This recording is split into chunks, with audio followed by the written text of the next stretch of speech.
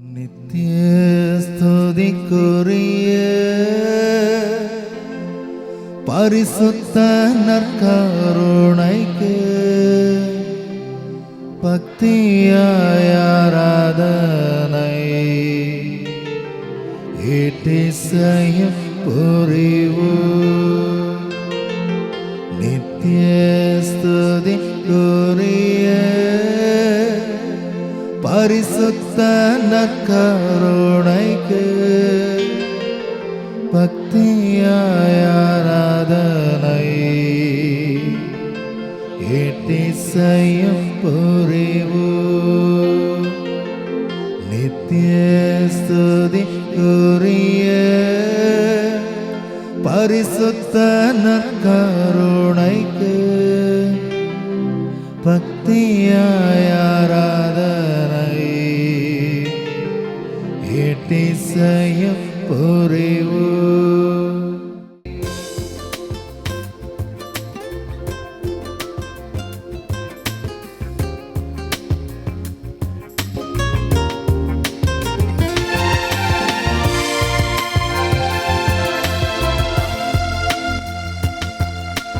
என்னுயிரான உயிரான உயிரான இயேசு என்னுயிரான உயிரான உயிரான இயேசு என்னுயிரான இயேசு என்னுயிரோடு கலந்து என்னுயிரே நான் உம்மை துதிப்பேன் என்னுயிரே நான் உம்மை துதிப்பேன் என்னுயிரான உயிரான உயிரான இயேசு என்னுயிரான உயிரான உயிரான இயேசு என்னுயிரான இயேசு என்னுயிரோடு கலந்து என்னுயிரே நான் உம்மை துதிப்பேன் என்னுயிரே நான் உம்மை துதிப்பேன்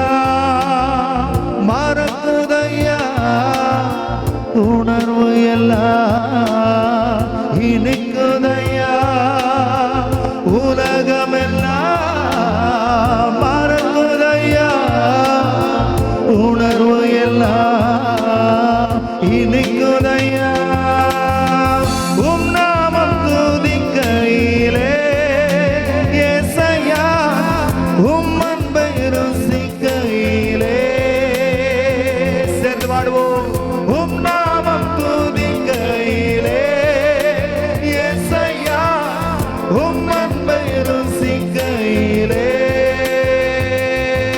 என் உயிரான உயிரான உயிரான இயேசு என் உயிரான உயிரான உயிரான இயேசு என் உயிரான இயேசு என்னுயிரோடு கலந்து என்னுயிரே நான் உம்மை துதிப்பேன் என்னுயிரே நான் உம்மை துதிப்பேன்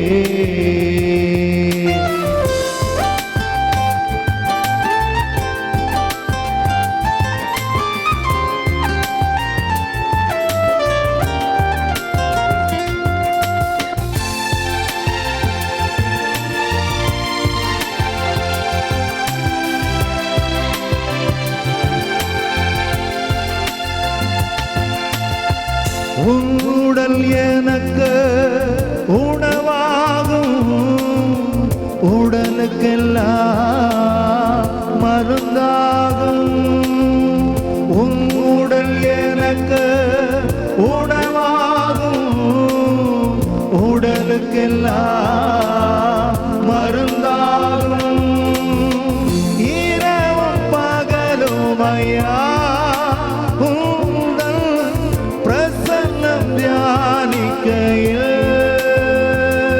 பாடுவோம் இரவும் பகலும் ஐயா உந்தன் பிரசன்னம் தியானிக்கையில் என் உயிரான உயிரான உயிரான இயேசு, என் உயிரான உயிரான உயிரான வழக்கரை உயர்த்தி படிங்கள். இயேசுவை நான் உம்மை மட்டுமே துதிப்பேன் என்று சொல்லுங்கள். உம்மை தவிர வேறு எவரை நான் வணங்க மாட்டேன்.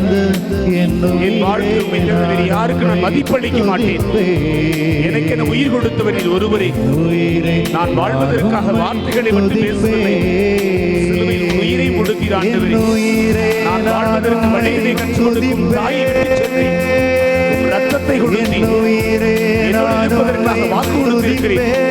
உலகம் முடியும் மட்டும் உன்னோடு இருப்பேன் என்று சொல்லியிருக்கிற ஆண்டவரே, உம்மை மட்டுமே நான் துதிப்பேன் ஆண்டவரே. என் வாழ்வு முழுவதும் உம்மை துதிப்பேன் என்று சொல்லுங்கள். என் குடும்பத்தில் இருக்கும் அனைவரும் உம்மை துதிக்க வைப்பேன் என்று சொல்லுங்கள். வாக்குறுதிகள் இயேசுவுக்கு.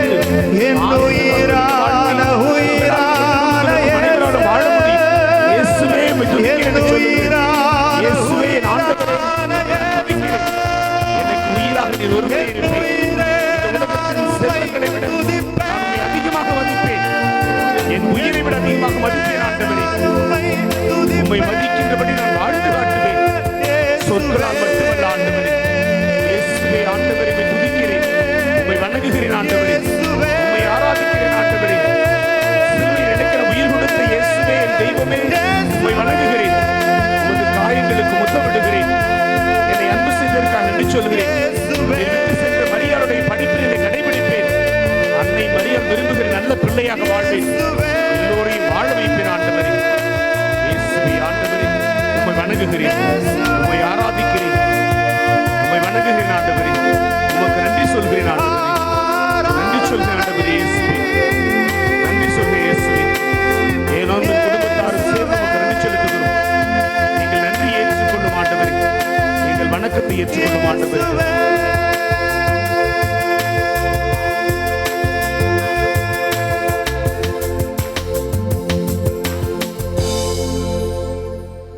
Praise the Lord. இயேசுவுக்கு புகழ், இயேசுவுக்கு நன்றி. மரியே வாழ்க. சில நிமிடங்கள் அமர்ந்து கொள்வோமா?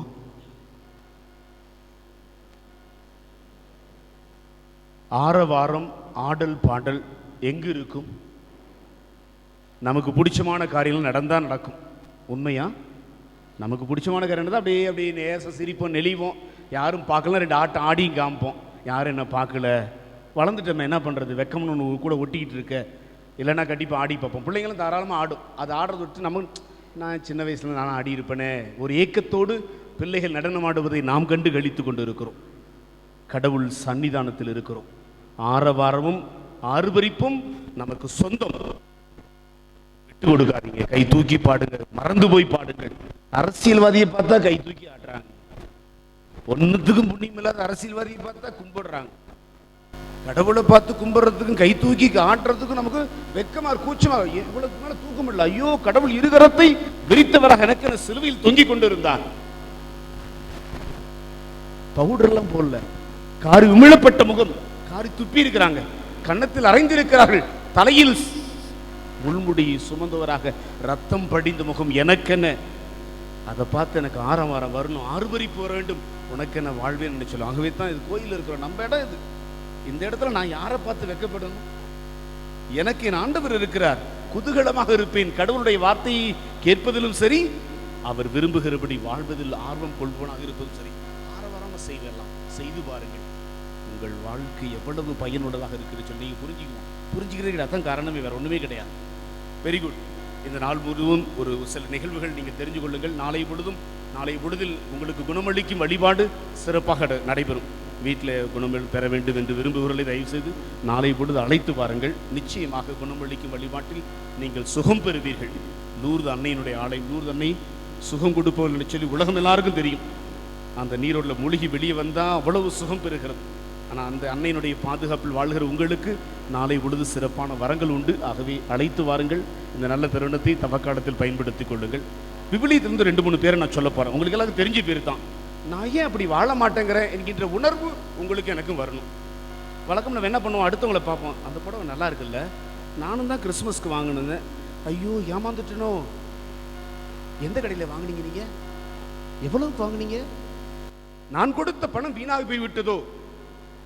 இதை விட அது கொஞ்சம் மினுக்கிட்டு இருக்கு, அவ்வளவுதான், வேற ஒண்ணுமே கிடையாது. பொறாமை கிடையாது, ஆசை. நான் பொறாமன்னு சொல்லல, பொறாமனா பாவமா போயிடும், அதுக்காக ஆசை நான் சொன்னேன். நீங்க பொறாமப்படுறவங்களே கிடையாது, நீங்களாம் நல்லவங்க. ஆசைப்படுறீங்க, அது என்கிட்ட இருந்தா நல்லா இருக்குமே. என்கிட்ட இருக்கு, ஆனா அதுவும் இருந்தால் இன்னும் நன்றாக இருக்கும். நான் முன்னாடி பூசையில சொன்ன ஞாபகம் இருக்கா? இதுவும் வேண்டும், இதுவும் வேண்டும், இதுவும் வேண்டும். எது? இந்த உலகத்தின் செல்வங்கள். அதில் ஆசை அடங்குவது கிடையாது. ஆண்டவன் மடியில் கிடப்பதற்கு ஆசை இருக்கா? எப்பயோ வரும் ஃபாதர். என்னைக்கோ ஒரு முறை யோசிச்சு பார்ப்போம். எப்ப வீட்டுல வேதனை வரும்போது, கடவுளை என்ன கூட்டு போயிட மாட்டியா? இன்னும் எவ்வளவு நாள் தான் இப்படி கஷ்டப்படுறது? ரெண்டு பக்கம் நான் விரும்பாமே கண்ணீர் பளபளபளன்னு கொட்டுது. அப்பதான் ஆசைப்படுவோம். எங்க? அபிரகாமின் மடியில் கிடப்பதற்கும், யாக்கோபின் தேவனுடைய மடியில் கிடப்பதற்கும், தாவீது கடவுள் என்று சொல்கின்ற அவருடைய மடியில் கிடப்பதற்கும், என் ஆண்டவர் இயேசுனுடைய மடியில் கிடப்பதற்கும் அப்பதான் எனக்கு ஆசை. மற்ற நேரமெல்லாம் எனக்கு எங்க வீட்டுக்கார் போதும், எனக்கு என் மனைவி போதும், எனக்கு என் புள்ள போதும், எனக்கு எங்க அம்மா அப்பா போதும். இந்த மடிகள் நமக்கு நிரந்தரம் கிடையாது. ஆனால் இவைதான் சுகங்கள் கொடுக்கிறது, அந்த மடியினுடைய சுகத்தை அனுபவிப்பதற்கு. அதனால இவங்களெல்லாம் வெறுத்துறாதீங்க ப்ளீஸ், இவங்களாம் வேண்டும். அதான் சொன்னேன் நான் பூசையில், ஞாபகம் இருக்குங்களா? திருப்பலியில் சொல்லும்போது சொன்னேன் நான், சுருங்கி போன கத்திரிக்காய் மாதிரி இருக்காதீங்க. நல்லா இல்லைங்க. வீட்டில் வீதியில் போகும்போது யாரனாலும் பார்க்கலாம், அது எந்த மூஞ்சி எனக்கு என்ன பழக்கம் இருக்கு. ஆனால் வீட்டில் இருக்கும்போது கடைக்காரனை பார்த்தா சிரிக்கிறோம், 50 பைசா குறைக்க மாட்டானாங்கிறதுக்காக சிரிக்கிறோமா? சிரிக்குது இல்லையா? உழைச்சி உழைச்சி கொட்டுற வீட்டுக்காரனை பார்த்தா சிரிக்க வர மாட்டாங்குது. எங்க உள்ள இருக்க வெள்ளிப்பல்ல எங்க அம்மா ஒட்டும்போது பிடிக்கி போயிடுவோம். நான் தூங்கும்போது பையன் பல்ல பார்த்து சிரிக்கிறது. எங்க வீதியில போறவனை பார்க்கின்ற பொழுது சிரிப்பு வருது, நம்மோடு வாழ்பவர்களை பார்த்து சிரிக்க முடியதே கிடையாது. ப்ளீஸ், நல்ல முகங்க, உங்களை பார்த்து உங்களோட வாழ்ந்து கொண்டு குடியிருக்கிறாங்க, உங்களோட சிரிங்க. நீங்க சிரிச்சா தான் அடுத்த முகம் சிரிப்பு வரும். யாருக்கும் சோகம் கிடையாதுன்னு சொல்லவில்லை, எல்லாருக்கும் சுகம் இருக்கிறது. இயேசுவை பார்த்து பழித்து பேசினார்களா, பேசவில்லையா? என்ன சொன்னாங்க? போசன பிரியன், குடிகாரன், பாவிகளின் நண்பன். ஆனா சிரிச்சு கலகலன்னு பேசிட்டே இருக்கிறாருங்க. அவருடைய பிள்ளைகள், அவருடைய சாட்சிகள், அவருடைய சீடர்கள் நாம் கலகலன்னு சிரிச்சுட்டுங்க. உங்களுக்குன்னு ஒரு குடும்பம், இந்த குடும்பத்தை கடவுள் என்ன கொடுத்தார்? வேற யாரும் கொடுக்க கிடையாது. பெற்றவர் வழியாக நான் விருப்பப்படி கடவுள் எனக்கு கொடுத்த ஒரு மாபெரும் சொத்து எனக்கு என் கணவன், என் மனைவி, என் பிள்ளைகள், என்னோடு பிறந்தவர்கள், உடன்பிறப்புகள். இதெல்லாம் நினைச்ச சோகம் வருமா? அறுத்து போடுற கத்திரிக்காயே வதங்கி போனா பிடிக்க மாட்டேங்குது, ஆனா வாழ்ற வாழ்க்கையில் மட்டும் வதங்கி போயே கிடக்கணும் எப்ப பார்த்தாலும். என்னத்த பெருசா? ஒண்ணும் கிடையாதுங்க. பகல் இரவு, பகல் இரவு, பகல் இரவு, எத்தனை இரவு எத்தனை பகல் கழிக்க போகிறோம் இந்த கணவனோடு, இந்த மனைவியோடு. அதை ரசிக்க வேண்டும், ருசித்தால் தான் வாழ்க்கை. இல்லைன்னா வாழ்றது அர்த்தமே கிடையாது. நாய் கூட வாலாட்டுது, நமக்கு ஆட்ட தெரிய மாட்டேங்குதுங்க. 2 பிஸ்கட் போட நாய் வாலாட்டுது, வேக வேகமா ஆட்டும். இன்னொரு பிஸ்கட் கொடுப்பியா அப்படின்ட்டு. அதுக்கு தெரிஞ்ச உணர்வு கூட நமக்கு வெளியே காட்ட தெரிவது கிடையாது. கணவனை பார்த்து, மனைவியை பார்த்து, பிள்ளைகளை பார்த்து, பெற்றவரை பார்த்து, உடன் பிறந்த பெறுவர் எங்கடா பிடிக்கிட்டு ஓடிடுவானோ, இருக்கிறது 2 தான் தொங்குது, அதையும் பிடிக்கிட்டு போயிட்டானா லவ் வந்து அழுவான். நான் இறக்கப்படுவேன், எனக்கு இலகி மனசாச்சே. அக்காட்ட போய் கேட்டா கொடுப்பாங்க, அதனால அக்காட்ட உட்காந்து அழுவான். அண்ணன்ட்டு போய் கேட்ட போதும் பர்சு திறந்து காமிப்பான், பிடிக்கிட்டு போயிடலாம். இந்த உலகத்தின் பொருள்களை இழந்து விடுவோமோ என்கின்ற பயம்தான் மனசில் இருக்க ஒழிய, இவன் என்னோடு பிறந்தவன், இவன் எனக்கென பிறந்தவன், இவள் எனக்கென பிறந்தவன், என்னோடு வாழ்பவன் என்று சொல்லி அந்த உணர்வுகளுக்கு மதிப்பு கொடுக்காம சிரிக்காமே போயிடும். விரக்தி அடைந்த வாழ்க்கையை வாழ்வதற்காக கடவுள் உங்களுக்கு குடும்ப வாழ்க்கை கொடுக்கவே கிடையாது. மன வாழ்க்கை, மகிழ்ந்து வாழ்கிற வாழ்க்கை. கொஞ்சம் யோசிச்சு பாருங்க. தபசு காலம் மகிழ்ச்சியா இருக்கும், இதை காலம் முழுசு கடைபிடிப்போம். ஐயோ, இப்பேற்பட்ட வாழ்க்கையை கடவுள் எனக்கு கொடுத்திருக்கிறார். புரிஞ்சு பாருங்களேன், எவ்வளவு சந்தோஷமா இருக்கு தெரியுங்களா? ஒரு விளையாட்டு போட்டி, கோல் அடிக்கிறீங்க, ஃபுட்பால் மேட்ச் விளையாடுறீங்க, கடைசி மினிட் வரணும் கோல் போடாம இருக்கிறோம், பரபரப்பா இருக்குமா இருக்காதா? எடுப்புல ஒரு கோல் அடிச்சிங்க, சொந்த டீம்டா, இதோட போய் மேல விளையாட போறோம், இன்னும் 10 கோல் அடிப்பேன் நான் சொல்லுவீங்க. இருப்பீங்களா? இருக்க மாட்டோமா? பரபரப்பா இருக்கும். கடைசி கோல் போடவே முடியல, 2 அணிக்கும் போட்டி இருக்கும், நான் போறேன் நீ போற பாப்பம் அடி சொல்லி. அந்த விறுவிறுப்பான வாழ்க்கை கணவனோடு மனைவியோடு வாழுது இருக்கா? கட்டின புதுசுல இருந்துச்சு சாமி, அப்பெல்லாம் யாரும் நடிச்சு பார்க்கறா? பரபரப்பு இல்லை, ஒரு ஒன்றும் கிடையாது. இல்ல இல்ல, பாசம், பரபரப்பு, மரணம் மட்டும் இருக்க வேண்டும். நினைவிருக்கட்டும், விவிலியம் சொல்கிறது எனக்கு, தொபியாவும் சாராவும் மரணம் மட்டும் இணை பிரியாத தம்பதிகளாக கடவுளை புகழ்ந்து பாடிக்கொண்டு, அது பைபிளை படிக்கத்தான் வர முடியும், வாழ்க்கையில் வாழ முடியல. வாழ்வதற்கு முன் உதாரணங்கள் இவர்களால் நமக்கு. உங்களை தொபியா போல, சாராளை போல இரவு முழுசு மண்டிட்டு ஜெபிக்க திருச்சபை கேட்கவில்லை. ஜெபிங்கள், கொஞ்ச நேரமா ஜெபிங்க. ஒன்னா சேர்ந்து சாப்பிட்றதே கிடையாது. ஆமா தானே? ஆமாம், புருஷன் எப்போ ஒரு நேரம் சாப்பிடுவார், மனைவி எப்போ ஒரு மாதிரி. ஆமாம், சமைக்கும் போது 2 டேஸ்ட் பண்ணிட்டேன். நீங்களாம் சாப்பிட்டு போங்க, மிச்சம் வரதை நான் சாப்பிட்டுக்கிறேன். நான் சேர்ந்து சாப்பிட்றது கூட கிடையாது. அப்புறம் என்ன குடும்பம்னு ஒன்று சொல்கிறோம்? குதூகலமா எப்படி இருக்க முடியும்? கடவுள் கொடுத்த சொத்து, கடவுள் கொடுத்த அரியணை. ப்ளீஸ் நினைச்சு பாருங்களேன், உங்க குடும்பம் வந்து ஒரு அரியணை. அதில் நீங்கள் அழகானவர்களாக இருக்க வேண்டும். அலங்கோலமா உட்கார்ந்துருக்கூடாது. உங்களை பார்த்து அப்படி கம்பீரமா இருக்கணும். அது என் மனைவிடான்னு சொல்லணும். புருஷன் உங்களை பார்த்து நீங்க உட்கார்ந்துக்கிறத பார்த்து அது ராட்சசிடான்னு சொல்லக்கூடாது. அது என் மனைவிடா, அங்க வர்ற ராணி பேர. அதுதான் வாழ்க்கை. வாழ்ந்து பாருங்கள், உங்களை மெச்சிக்கணும். ஐயோ என் புருஷன், ஐயோ என் மனைவி, ஐயோ என் பிள்ளைங்க. அது வாழ்க்கை. அதை தான் வாழ அழைப்பு கொடுக்கிறார். விவிலியத்தில் மேற்கோள் குறியிட்டு காட்ட ஆசைப்படுகிறேன். முதலாக திருச்சபை இந்த விவிலியம் வழியாக உங்களையும் என்னையும் மதித்து பேச வேண்டிய நபர் என்று சொல்லி அழைப்பது நோவா. ஞாபகம் இருக்குங்களா? இந்த உலகத்தில் இருக்கும் அனைவரும் இறைவன் விரும்பாத காரியத்தை செய்கிறாங்க. ஆனா நோவாவும் அவருடைய குடும்பத்தாரும் தெய்வ பயம் உள்ளவர்களாக, கடவுள் மீது நம்பிக்கை வைத்தவர்களாக, கடவுள் இந்த உலகத்தை அழிக்க வேண்டும் என ஆசைப்படுகிறார். நோவாட்ட வந்து கேட்கிறார், டே நான் அந்த உலகத்தை அழிக்க ஆசைப்படல, உன்னையும் உன் குடும்பத்தாரையும் காப்பாற்றி ஒரு பெரிய பெட்டகம் கட்டு, 40 நாட்கள் இரவு பகலாக மழை பெய்ச்சு இந்த உலகத்தை அழிக்க போகிறேன். கடவுளை ஒரு மேகத்தையும் காணும், உன்னையும் காணும், நான் உன்னை நம்புறதா? மோயிசன் கடவுளை முகமுகமாக பார்த்தார். விவிலியம் சொல்கிறது, உண்மையா பொய்யா? எரிகின்ற புதரில் கடவுளை கண்டார். நோவா எங்க பார்த்தாரு தெரியல. கடவுள் பேசியிருக்க, அவ்வளவுதான். ஒரு கட்டாந்தரில் உழுவிரி கப்பலை கட்டுற, தனக்கு மட்டுமல்ல கடவுள் கொடுத்த அத்துணை அளவுகளையும் அவர் கடைபிடித்து கட்டுறார். சொந்த முதலாம் எப்படிலாம் கேள்வி பேசிப்பான் பேசிக்க மாட்டாடா. அருவட்டவன்டா நீ, எங்கடா மழை பெஞ்சிருக்கு, வறண்டு போன பூமி கிடையாது, கடலை பார்த்து மழையை பார்த்து கிடையாது, நீ போய் கப்பல் கட்டுற, இன்னும் கடவுள் சொன்னார் சொல்ற, எங்களெல்லாம் பேசவே கிடையாது. சுற்றி இருக்கும் அத்துணை பேரும் ஏளனப்படுத்தி பேசினார்கள். பிள்ளைங்க 3 பேர் இருக்கா, ஞாபகம் இருக்கா? இப்ப நான் பேர்லாம் கேட்கல, பயப்படாதீங்க. ஐயோ சாமி பேர் கேட்டா தலை குனிஞ்சிக்குமே, நான் எங்க தலையை குனிஞ்சிக்காதீங்க. உங்க பேர்லாம் கேட்கல, நான் உங்க பேரும் கேட்கல, நோவனுடைய பிள்ளைங்க 3 பேரும் கேட்கல. நானே சொல்லிட்டேன் 3 பேரும் சொல்லிட்டேன். அதனால பயப்படாதீங்க, வீட்டுக்கு போய் படிச்சு பாருங்க, யாருன்னு தெரியும். அந்த 3 பேரும் அப்பாட்ட இருந்து எப்படி நச்சரிச்சிருப்பாங்க. எப்பா வெளியே போக முடியலப்பா, ரொம்ப கேவலமா பேசுறாங்க, நீங்க மட்டும்தான் யோக்கியமான பேசுறானுங்க. இவ்வளவு பெரிய கப்பல் கட்டுறீங்க, யாரை நம்பிப்பா கட்டுறீங்க, எதுக்குப்பா கட்டுறீங்க? பிள்ளைகள் எப்படியெல்லாம் பேசியிருப்பார்கள் நோவாவை பார்த்து. அத்துணை பேச்சுகளுக்கும் சளைத்து போகாமல் கடவுள் பண்ணித்தார். நான் செய்வேன் என்ன செஞ்சார செய்யலையா? 40 இரவு பகல் மழை பெய்ததா பெய்யவில்லையா? சரித்திரம் இது. கடவுள் அதோடு நிறுத்திவிடவில்லை, நோவாவோடு உடன்படிக்கை செய்து கொண்டார். ஞாபகம் இருக்குங்களா? வானவில்லை எழுப்பினார். விவிலியம் அப்படிதான் சொல்கிறது, இனி ஒரு பொழுதும் என் ஜனத்தை இந்த வெள்ளத்தால் அழிக்க மாட்டேன். கடவுள் உங்கள்கிட்ட இப்படி மாதிரி வாக்குறுதியெல்லாம் கொடுக்கிறாருங்க. கடவுள் விரும்புகிற காரியத்தை நீங்கள் ஆர்வமோடு எத்துணை பேர் என்னை ஏளனப்படுத்தி பேசினாலும் கடைசி மட்டும் செஞ்சு முடிச்சீங்கன்னா உங்கள்கிட்ட ஒரு உடன்படிக்கை செய்வார். எத்தனை ஒரு உடன்படிக்கை செஞ்சிருக்கா சொல்லுங்க பாப்போம். மனசுல தொட்டு சொல்லுங்க, கடவுள் என்கிட்ட உடன்படிக்கை செஞ்சிருக்காருன்னு. தெரியல ஃபாதர், கல்யாணம் பண்ண உடன்படிக்கையை காப்பாற்ற முடியல, இதில் கடவுளோட ஒரு உடன்படிக்கை வச்சுக்கணுமா ஃபாதர்? நான்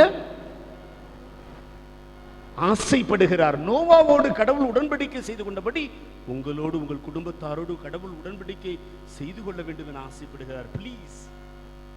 இவங்க பேசுறாங்க, அவங்க பேசுறாங்க, தெரிஞ்சு மூஞ்சி என்ன காரி துப்புது, என்னை பார்த்தா ஒரு மாதிரி சலிப்படைஞ்சு பேசுறாங்க, எனக்கு வாழ பிடிக்கல. அது நீங்களும் நானும் சொல்கிற வார்த்தைகளே கிடையாது.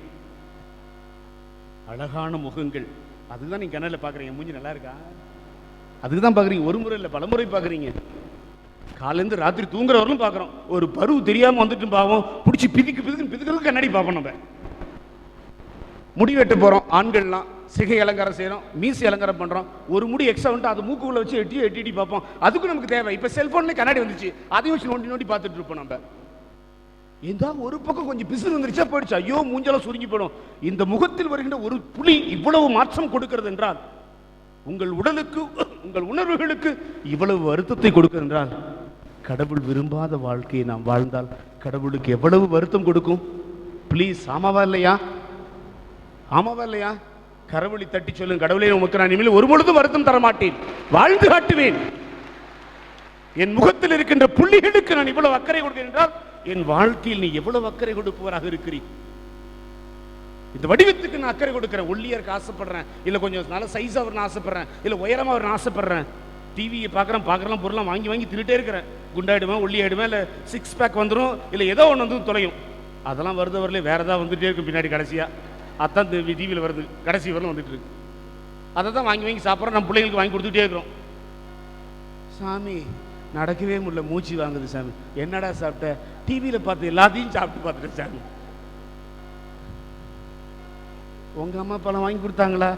இல்லையே, அடம் பிடிச்சா கூட வாங்கி கொடுத்தது கிடையாது. ஆனால் நம்ம பிள்ளைங்களுக்கு கொடுக்குறோமே. அப்புறம் நோயோட தான் பிள்ளைங்க கடைசி வரலும் வாழணும். நீங்களாம் 90 வயசுல வாழ்ந்துறீங்க, உங்க பிள்ளைங்க 40லேயே இந்த உலகத்தை விட்டு போயிடுவாங்க. ப்ளீஸ் வேண்டாம். நீங்க வாழ்ந்த உலகத்தை உங்கள் பிள்ளைகள் வாழ வைக்க பாருங்கள். நோய் நொடி உள்ள பொருளை வாங்கி கொடுக்காதீங்க, எல்லாமே நோய். நான் சமீபம் ஒரு கடைக்கு போனேன், தர்பூசணி வாட்டர்மெலன் போய் எடுத்து தட்டி பார்க்குறேன். ஏன் சார் தட்டுறீங்க? இல்லை பழம் நல்லா இருக்கும் சார். எல்லா பழமும் சிவப்பா தான், எல்லாம் ஊசி போட்டோம் நாங்க. கடைக்காரன் சொன்ன வார்த்தைங்க, ரோட்ல இருக்க வெண்டர் சொல்ற வார்த்தை கிடையாது. நம்மளாம் பெருமையை பேசுறோம்ல. என்ன கடை? கிரீன்ஸ், பழமுதிர் சோலைகள். அங்க போய் பழத்தை தட்டி பாரு. என்ன சார் தட்டுறீங்க? இல்ல பழம் நல்லா இருக்கான்னு பாக்குற. தட்டினா சத்தம் வந்தா பழம் சிகப்பு. அம்மா சொன்னாங்க, சார் எல்லா பழமும் சிவப்பா தான் இருக்கு, ஊசி போட்டிருக்கிறோம். விற்பனை செய்பவர்கள் பேசுகிற வார்த்தை, விஷத்தை தான் கொடுத்தவங்களையும் சாப்பிட. கடவுள் நமக்கு விஷம் நிறைந்த வாழ்க்கையை வாழ வைக்கலையே. அதுக்காக புருஷன் கொடுத்துருக்கவங்களுக்கெல்லாம், அதுக்காக மனைவியை கொடுத்துருக்காங்க, அதுக்காக பிள்ளைங்களை கொடுத்துருக்காங்க. சுகமான வாழ்க்கை. உங்களோடு உடன்படிக்கை செய்து கொள்ள கடவுள் ஆசைப்படுகிறாரே. உடன்படிக்கையின் பேழைகளாக நீங்கள் இருங்கள். மரியாள் உடன்படிக்கையின் பேழை இல்லையா? அவருடைய பிள்ளை தானே நீங்களும் நானும். அப்ப நீங்கள் நானும் உடன்படிக்கையின் பேழைகள் இல்லையா? சொல்ல யோசிக்கிறோம், வரமாட்டேங்குது. என்ன சொன்ன கடவுள் என்ன சொல்லிடுவாரோ? இல்லை, உடன்படிக்கையின் பேழைகள் நீங்கள் நானும். பெருமையா சொல்லுங்க. கடவுள் முன்னாடி நிற்கிறதுக்கு எனக்கு பெருமை வேணும். யாரோ வராங்க போறாங்க, ஆனா நான் முன்னாடி உட்கார்ந்து இருக்கிறேன், அமர்ந்து கொண்டு இருக்கிறேன். இது பாக்கியம் நிறைந்த வாழ்க்கை. Very good. நோவா நிறைய படிங்க. அபிரகாம், வானத்தை அண்ணார்ந்து பார். எவ்வளவு காலங்க கடந்து போச்சு ஒரு பிள்ளை பெற்றெடுப்பதற்கு. நமக்கு உடனே கிடைக்கணும்ல, இன்னைக்கு வேணும் நாளைக்கு கிடைக்கணும். அப்படிதான் வந்து வேண்டுவோம், வெளுத்து அப்படிதான் பத்த வைப்போம். ஒரு பெரிய பிரச்சனை வச்சு ஆண்டவரே நாளைக்கே இது இருக்கக்கூடாது. எனக்கு ஞாபகம் இருக்கு, நான் சின்ன பையனுக்கும் இந்த மாதிரி உட்கார்ந்து இருக்கும்போது மறைக்கல்வியில் கற்றுக் கொடுத்த ஒரு சின்ன கதை. நான் அதோடு முடிச்சுக்கிறேன். பேசிக்கிட்டே இருப்பேன், மன்னிச்சுக்கணும். சாமியார் வந்து அன்னைக்கு சொல்லிருக்காரு, விசுவாசத்தோடு நீங்க எதை கேட்டாலும் கொடுப்பாருன்னு சொல்லி சாமியார் மறைவுரையில் சொல்லிருக்கிறேன். அது ஒரு வயசான பாட்டி, பாவம், அது என்ன பண்ணும், அது தெரிஞ்சது அவ்வளோதான். சாமியார் சொல்ல கேட்டு போயிடுச்சு. குளிர் காலம், சாமி என் வீட்டுக்கு பின்னாடி ஒரு பெரிய வேப்ப மரம் இருக்கு, நான் காலையில் வரும்போது செத்து போயிருக்கணும், இல்லை வேற பிடிக்கி வெளியே போயிருக்கணும். ஏன்? எனக்கு குளிருது. இது விசுவாசம் நிறைந்த வாழ்க்கை கிடையாது. உடனுக்குடன் நாம் வேண்டுகிற செயல்கள், இந்த உலக வாழ்க்கையை மையப்படுத்திய தேவைகள் எனக்கு உடனே கிடைக்க வேண்டும் என ஆசைப்படுகிறோமே. கடவுள் இந்த உலகத்தை மீட்பதற்கு எத்தனை வருடங்கள் எடுத்துக்கொண்டார்? சொல்லுங்க, 1 2 3 சொல்ல தெரியலையே. 2000 வருடங்கள் கழிந்திருக்கிறோம் இயேசு மனிதனாக பிறந்து. அதற்கு முன்னால எத்துணை சந்ததிகள் கடந்து போயிருக்கிறது. கடவுள் படைத்த படைப்பிலிருந்து அத்துணை பேர் மீட்கப்படுவதற்காக கடவுள் காலத்திற்காக காத்திருந்தாரே. இறை வாக்கினர்களை பயன்படுத்தினார் பேசுவதற்கு. இறுதியாகத்தான் மனிதனாக ஒரு அடிமை கோலம் பூண்டு மனிதனாக பிறந்தாரே. வேண்டிய ஒவ்வொரு பொருளும் எனக்கு கிடைக்கவில்லை என்று சொல்லி கவலைப்படாதீர்கள். கடவுள் இருக்கிறார், கரம் பிடித்து நடத்துவார் என்கிற நம்பிக்கை உங்களுக்குள் இருக்க வேண்டும். அபிரகாமை பார்த்து வானத்தோல் வாக்கு கொடுக்குறாங்க, அடுத்த வருஷம் வருவேன், நீ ஒரு மகனோடு இருப்பாய். அபிரகாம் சிரிக்கலைங்க. சிரிச்சது யாரு? என்ன சொல்லி சிரிச்சா? எனக்கு வயசாச்சு, என் வீட்டுக்காரனுக்கு வயசாச்சு, எங்களுக்கு ஆசையெல்லாம் அடங்கி போச்சு, இப்போ ஒரு பிள்ளையா? கடவுளை பார்த்து என்ன வார்த்தை பேசுறான் பார்த்தீங்களா? இறைவன் நினைத்தால் எதையும் எப்பொழுதும் எங்கும் கொடுக்க முடியும். அது வசனம் தான் அது. எனக்கும் என் கணவனுக்கும் வயசாயிடுச்சு, ஆசைகள் அடங்கி விட்டது, இந்த உலகத்தின் நாட்டங்கள் தீர்ந்து விட்டது, இப்போ போய் ஒரு பிள்ளையா? ஆசீர்வதிக்கப்பட்ட பிள்ளையாக ஈசாக்கு பிறக்கிறானா பிறக்கலைங்களா? அவ்வளவு வரங்கள் சுமந்தவனாக ஈசாக் பிறக்கிறானே. கடவுள் உங்களோடு இப்படித்தான் இருக்க வேண்டும் என ஆசைப்படுகிறார். இந்த உலகத்தின் பார்வையில் இது நடக்காது என சொல்லி சொந்தங்கள், பந்தங்கள், உடன்பிறப்புகள், அண்டை வீட்டார் பேசலாம், ஆனால் கடவுள் உங்களை உயர்த்தி பிடிப்பார். அபிரகாமுக்கு புள்ள பிறந்துச்சுன்னு சொன்னே எத்தனை பேர் சந்தோஷப்பட்டிருப்பாங்க, எவ்வளவு மகிழ்ச்சி, எவ்வளவு குதூகலம். இத்தனை வருடங்களாக பிள்ளை கிடையாது, நிலபுலங்கள் இருக்கிறது, கால்நடைகள் இருக்கிறது, இந்த உலகம் மதிக்கின்ற சொத்துக்கள் இருக்குது, வாரிசு இல்லை என சொல்லி கலங்கியிருந்தார், கடவுள் கொடுத்து விட்டார்.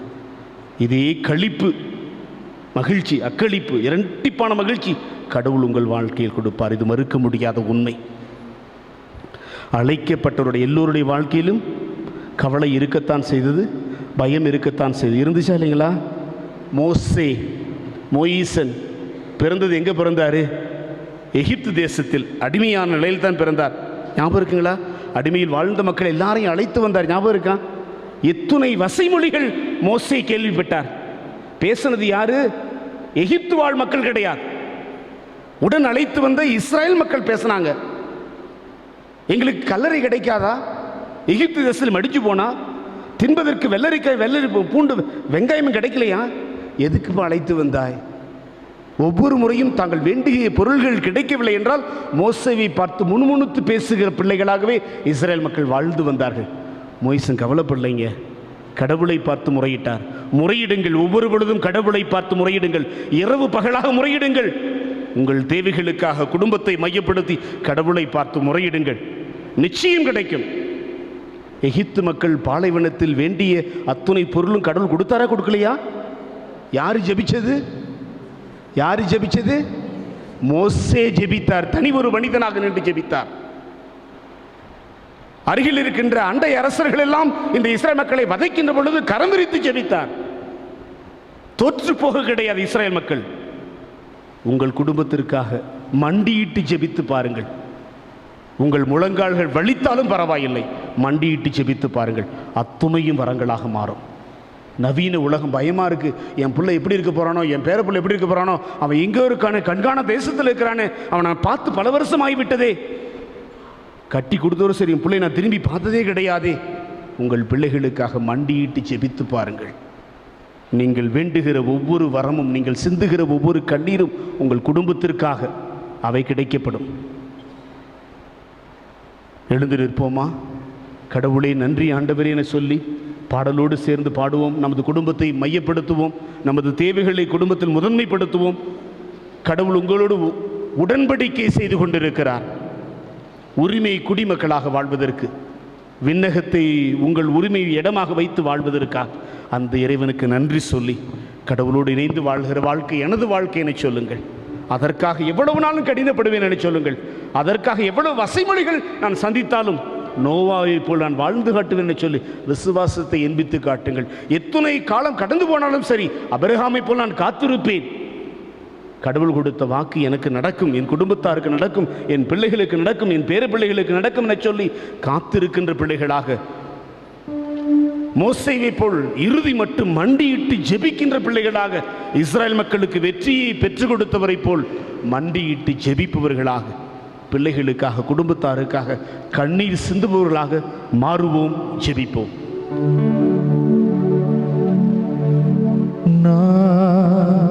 நானாகவே வந்திருக்கிறேன். பாடல் எண் 11. பிரசன்னத்தில் வந்து நிற்கிறேன். நீ இன்று என்னை ஏற்றுக்கொள்கிறாய். உந்தன் மார்போடு என்னை சேர்த்துக் கொள்கிறாய்.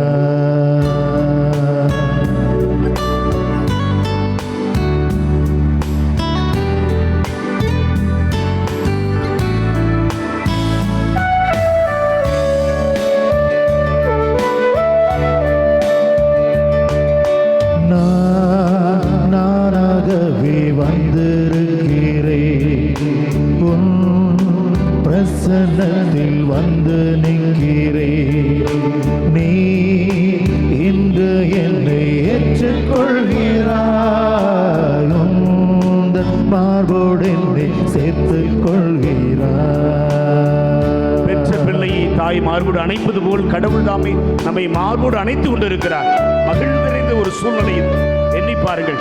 அந்த மகிழ்ச்சியோடு கடைசி மட்டும் வாழ வேண்டும் என ஆசைப்படுங்கள். நீங்கள் மட்டுமல்ல, உங்கள் பிள்ளைகள், உங்கள் பிள்ளையின் பிள்ளைகள், உங்கள் குடும்பத்தில் உங்களோடு இருப்பவர்கள் கடவுளால் அரவணைக்கப்பட வேண்டும். அன்னை மரியாதை மார்பில் அரவணைக்கப்பட்ட ஒரு கதகதப்பான சூழ்நிலையில் மகிழ்ந்திருக்க வேண்டும் என ஜெபியுங்கள். யோசேப்பை போல் நான் ஒழுங்கில்லையே, நோவாவை போல் நீதிமானும் இல்லையே. யோசேப்பை போல் நான் ஒழுங்கில்லையே, நோவாவை போல் நீதிமானும் இல்லையே. ஆபிரகாம் இல்லையே. தானியேலை போல் உம்மை வேண்டவில்லையே. ஆபிரகாமை போல் விசுவாசி இல்லையே. தானியேலை போல் உம்மை வேண்டவில்லையே. நானாக தானாக வந்திருக்கிறேன்.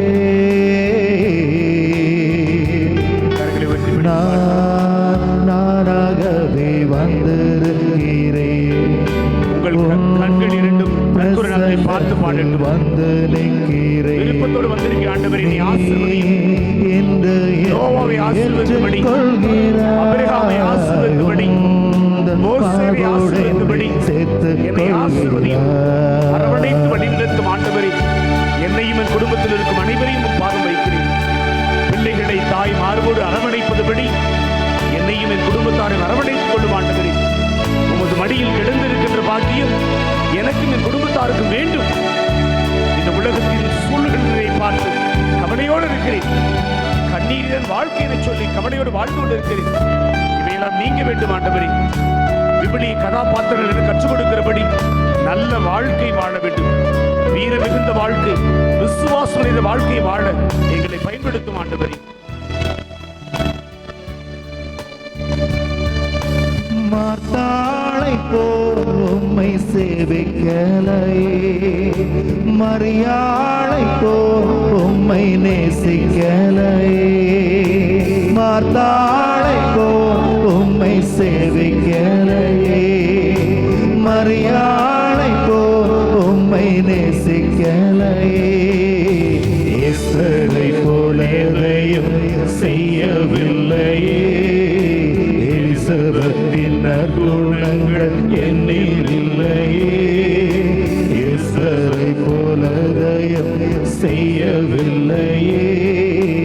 எலிசபெத்தின் நற்குணங்கள் என்னில் இல்லையே. நான் வீணாகி பாழாகி வந்திருக்கிறேன்.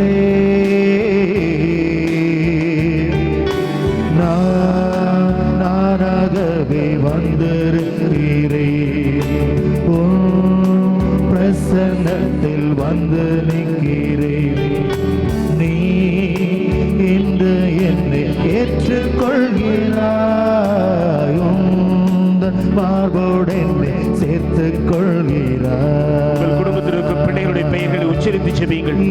என் பிள்ளை இவனை ஆசீர்வதியும் ஆண்டவரே. என் மகள் இவனை ஆசீர்வதியும் ஆண்டவரே. என் கணவன் இவரை ஆசீர்வதியும். என் மனைவி இவரை ஆசீர்வதியும். உடலிலும் உள்ளத்திலும் இருக்கின்ற நோய்களை நீக்கிவிடும் ஆண்டவரே. எங்கள் குடும்பத்தில் இருக்கிற நோயை நீக்கிவிடும். பிரச்சனைகள் நீங்கி போக வேண்டும். கரவிழித்து ஜெபிக்கின்ற பெற்றவர்கள் நாங்கள் மாற வேண்டும். ஜெபித்த மோசேயை போல் நாங்கள் ஜெபிக்க வேண்டும். இஸ்ரவேல் மக்களுக்காக மனமுருகி மன்றாடிய மோசேயை போல எங்கள் குடும்பத்திற்காக மன்றாட வேண்டும் ஆண்டவரே. குடும்பத்திற்கு இன்னல்கள் நீங்க வேண்டும். இந்த உலகத்தின் தேவைகள் கிடைப்பதற்காக அன்றாட கடினப்பட்டு உழைக்கிறோம். ஆசீர்வதிக்கப்பட்ட வாழ்க்கை வாழ்வதற்காக போராடுகிற பிள்ளைகளாக நாங்கள் இருக்க வேண்டும் ஆண்டவரே. எங்களை பயன்படுத்தும். எங்கள் விண்ணப்பங்களை கேட்டறிடும். எங்களை ஆசீர்வதியும். மன விருப்பத்தோடு வந்திருக்கிறோம். பிள்ளைகளை அரவணைக்கின்றபடி பிள்ளைகள் நாங்கள் உம்மால் அரவணைக்கப்பட வேண்டும் என விரும்பி ஜெபிக்கிறோம். எங்களை அரவணைத்துக் கொள்ளும் ஆண்டவரே. உமது திரு காயங்களை மறைத்துக் கொள்ளும். ஆசீர்வாதங்களை தாரும் ஆண்டவரே. உடலிலும் உள்ளத்திலும் குடும்பத்திலும் நாங்கள் சுமந்து கொண்டிருக்கிற நோய்களை நீக்கிவிடும் ஆண்டவரே. உந்தன் மார்போடு என்னை சேர்த்துக் கொள்கிறாய். கடவுள் உங்களை நேசிக்கிறார். உங்களை மார்போடு அணைத்துக் கொண்டிருக்கிற உணர்வோர் மட்டும் ஒரு முறை கரவொலி எழுப்பி இறைவனுக்கு நன்றி சொல்லி அமருவோம். மீண்டும் ஒரு முறை ஒரு சில நிமிடங்கள். Praise the Lord. இயேசு உமக்கு நன்றி. இயேசு உமக்கு புகழ். மரியே வாழ்க. ஒரு 5 நிமிடம் மீண்டும் ஒரு முறை அமர்ந்து கொள்வோமா? தந்தை ஆல்பர்ட் உங்களோடு பேசுவதற்குண்டாக மீண்டும் ஒரு இறை வார்த்தை உங்களோடு பகிர்ந்து கொள்ள ஆசைப்படுகிறேன். நோவாவை போல் நான் வாழ வேண்டும். எவ்வளவு வதைமொழிகள், எவ்வளவு ஏளன பேச்சுக்கள் எனக்கு கிடைத்தாலும் நான் நோவாவை போல் வாழ்வேன். கடவுள் எனக்கு கொடுத்த வாழ்க்கை இது. எப்படி? முகமலர்ச்சியோடு, சிரித்த முகத்தோடு, மனைவியாக, தாயாக, கணவனாக, தந்தையாக, உடன் பிறந்த பிறப்பாக, பெற்றவராக, பிள்ளையாக சிரித்த முகத்தோடு வீட்டில் கொண்டு சிரிங்க. வீதியில் போகிறவனை பார்த்து சிரிக்க வேண்டாம். 50 பைசா தான் போனால் போயிட்டு போகுது. இது வாழ்க்கை. 50 பைசா ஏமாந்தாலும் பரவாயில்ல, அடுத்த அது போயிட்டு போகுது, அது சம்பாரிச்சிக்கலாம். இழந்துவிட்ட நேரத்தை, குடும்பத்தின் உறவுகளோடு வாழ வேண்டிய அந்த அற்புதமான நேரத்தை திருப்பி பெறவே முடியாது. ஆகவே தான் சொன்ன, மலர்ந்த முகத்தோடு வாழுங்கள்.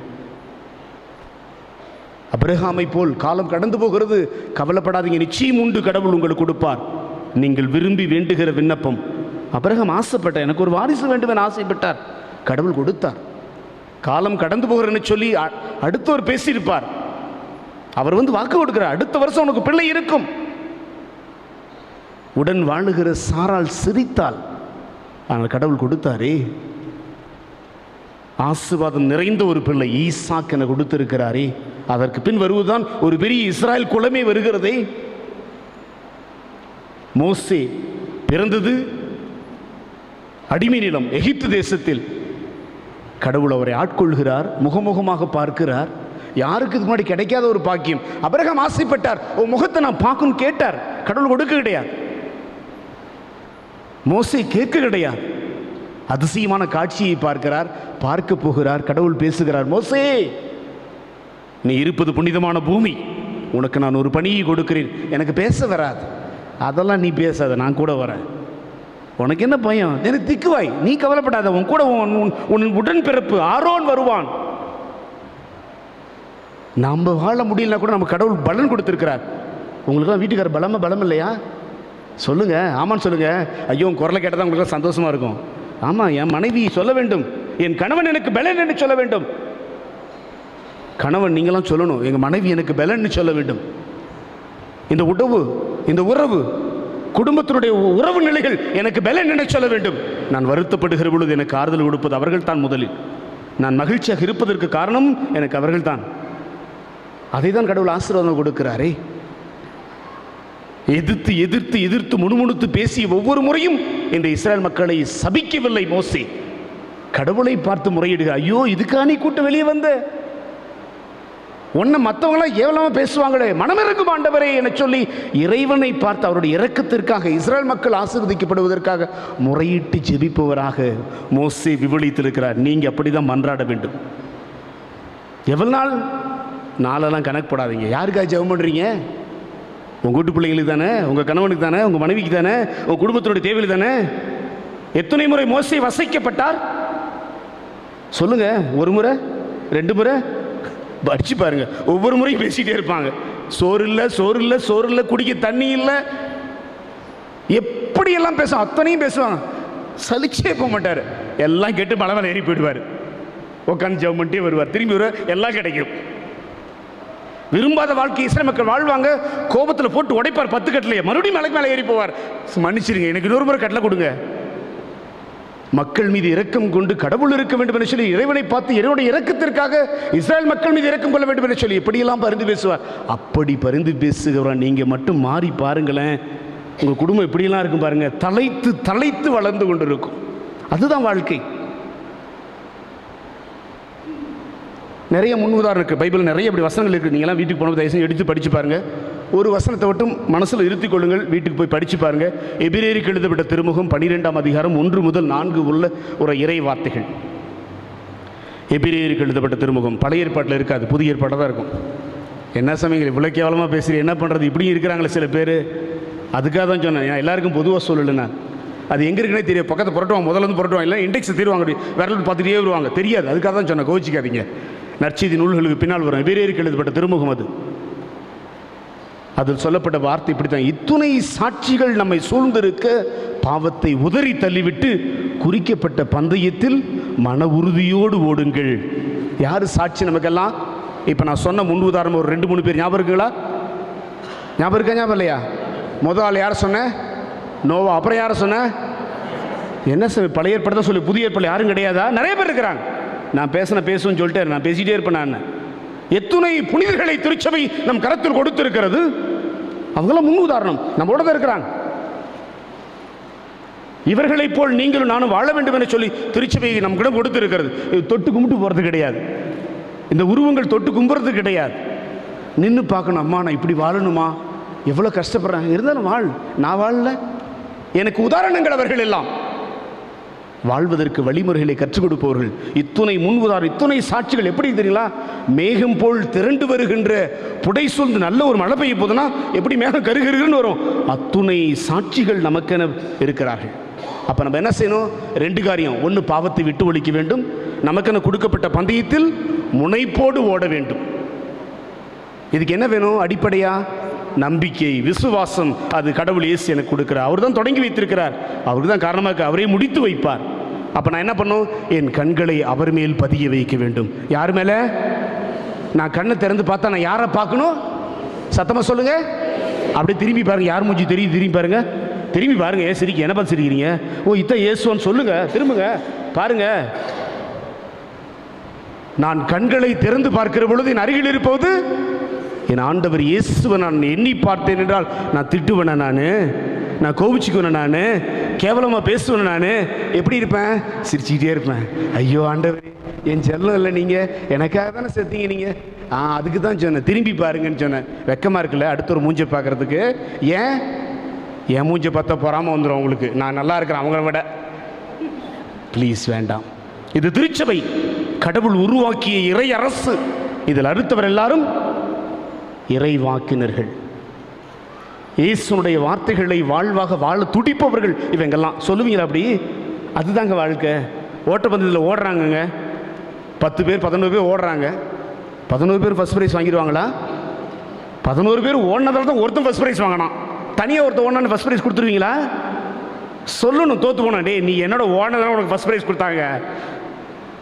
நமக்கு அது சொல்ல தெரியல. ஐயோ தோத்துட்டேன், ஐயோ தோத்துட்டேன், ஐயோ தோத்துட்டேன்.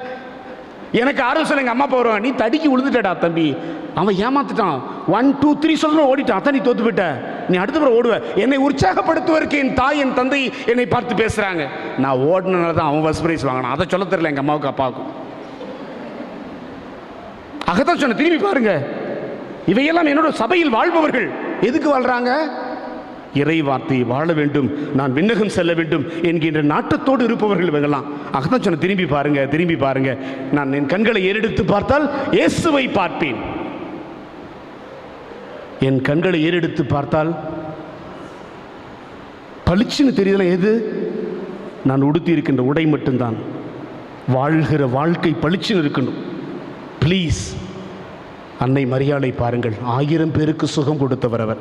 உங்களுக்கு பாதுகாவலி, இந்த பங்குக்கு பாதுகாவலி. இந்த திருச்சபையை பராமரிக்கின்ற பொறுப்பை அவர் பெற்றிருக்கிற ஆண்டவர் இயேசுவிடம் சிலுவையின் அடியில் நின்றவளாக எத்துணை துன்பங்கள், எத்துணை சவால்கள் இந்த திருச்சபை சந்தித்து இருக்கு. அப்போ அத்தனைக்கும் அவன் கண்ணீர் வெடிச்சிருப்பாங்களா, வெடிக்க மாட்டாங்களா?